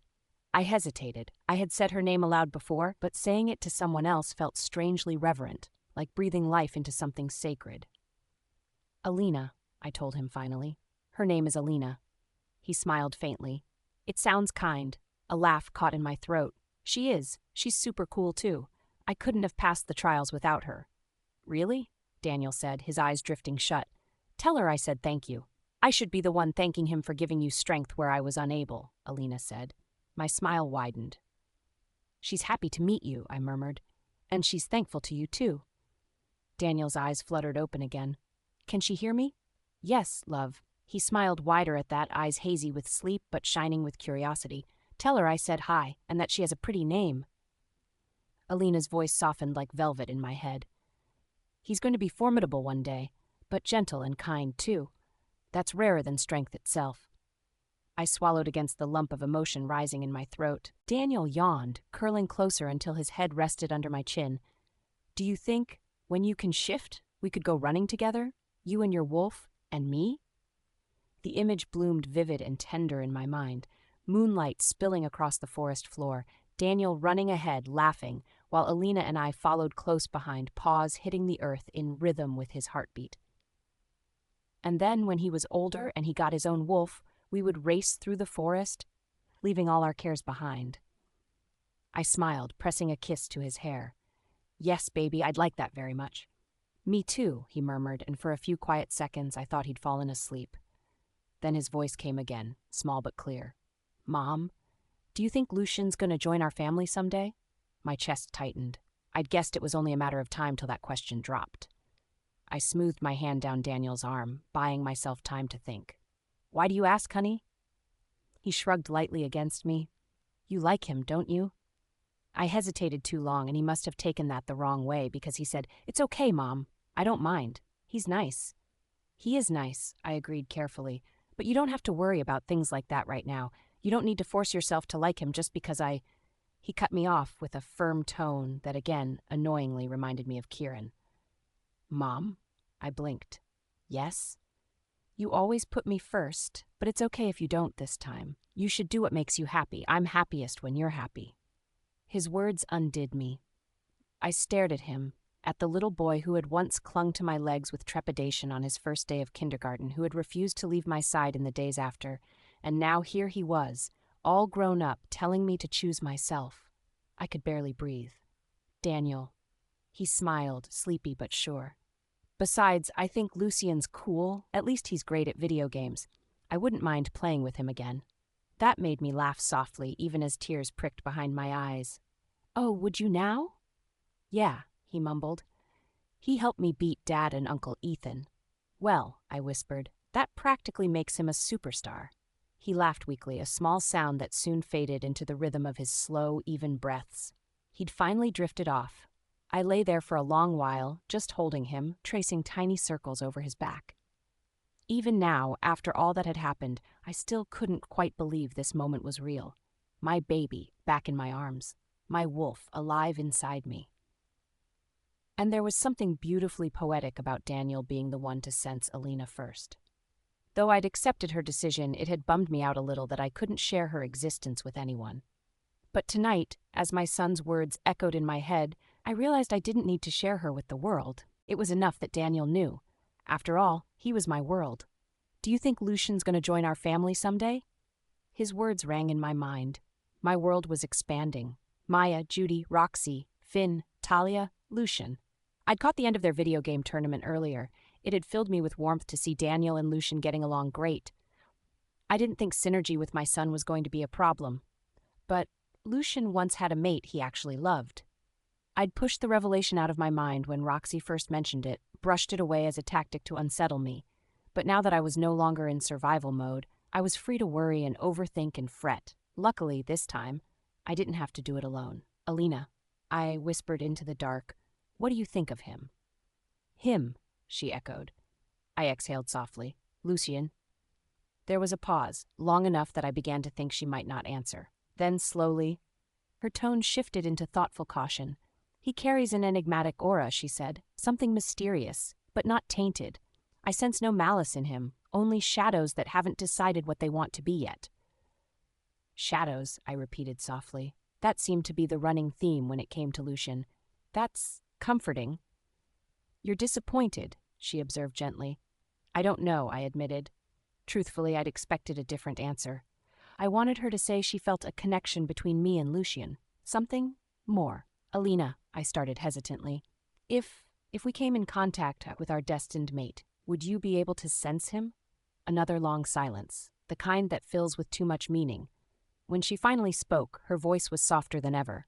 "Tell me, Sarah, do you still want a destined mate?" The question hit deeper than I expected. I looked down at Daniel, his face peaceful in sleep, his hand still gripping the edge of my sleeve. "I used to," I answered honestly. "When I was younger, I used to dream about it, about what it would feel like to belong to someone completely, to be loved so deeply and unconditionally. And now?" "Now," I sighed. "After everything that's happened, after being bound to someone who wasn't truly mine, I think I've learned to be okay without it." "You don't sound like you're okay with it," she murmured. "You sound sad." "I'm not." "Was I?" "I've made peace with it," I continued quietly. "I'm not that girl anymore, the one who kept trying to earn her worth by being perfect. If I don't have a destined mate, it doesn't mean I'm incomplete." There was warmth in this silence. Then, "You've grown stronger, Sarah."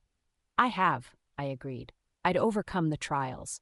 The world had seen me not as the ex-wife of an alpha or the stigmatized, discarded daughter of the Lockwoods, but as a leader, a champion. I've come this far already, I'll be fine."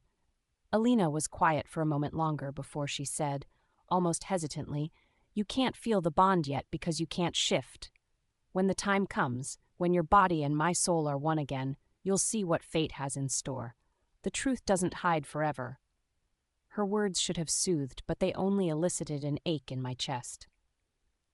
I smiled faintly anyway. "That sounds like something you'd say to make me feel better." "Maybe it is," she admitted, amusement flickering. "But that doesn't make it untrue." I closed my eyes. The room was silent except for Daniel's soft breathing and the faint hum of night beyond the window. I let my scattered thoughts still, let the steady rhythm of his heartbeat calm me. I must have dozed off for a moment because the sudden vibration of my phone on the nightstand startled me. I reached over, blinking against the glow of the screen. "Kieran?" I hesitated, thumb hovering above the answer button as my insides knotted. Why would he be calling me this late at night? What could he possibly want? "Well, you won't know until you answer," Alina nudged, her tone indecipherable. The phone kept buzzing, and somewhere inside me, a pulse of old familiar electricity responded. I exhaled slowly, trying to steady my heart before pressing accept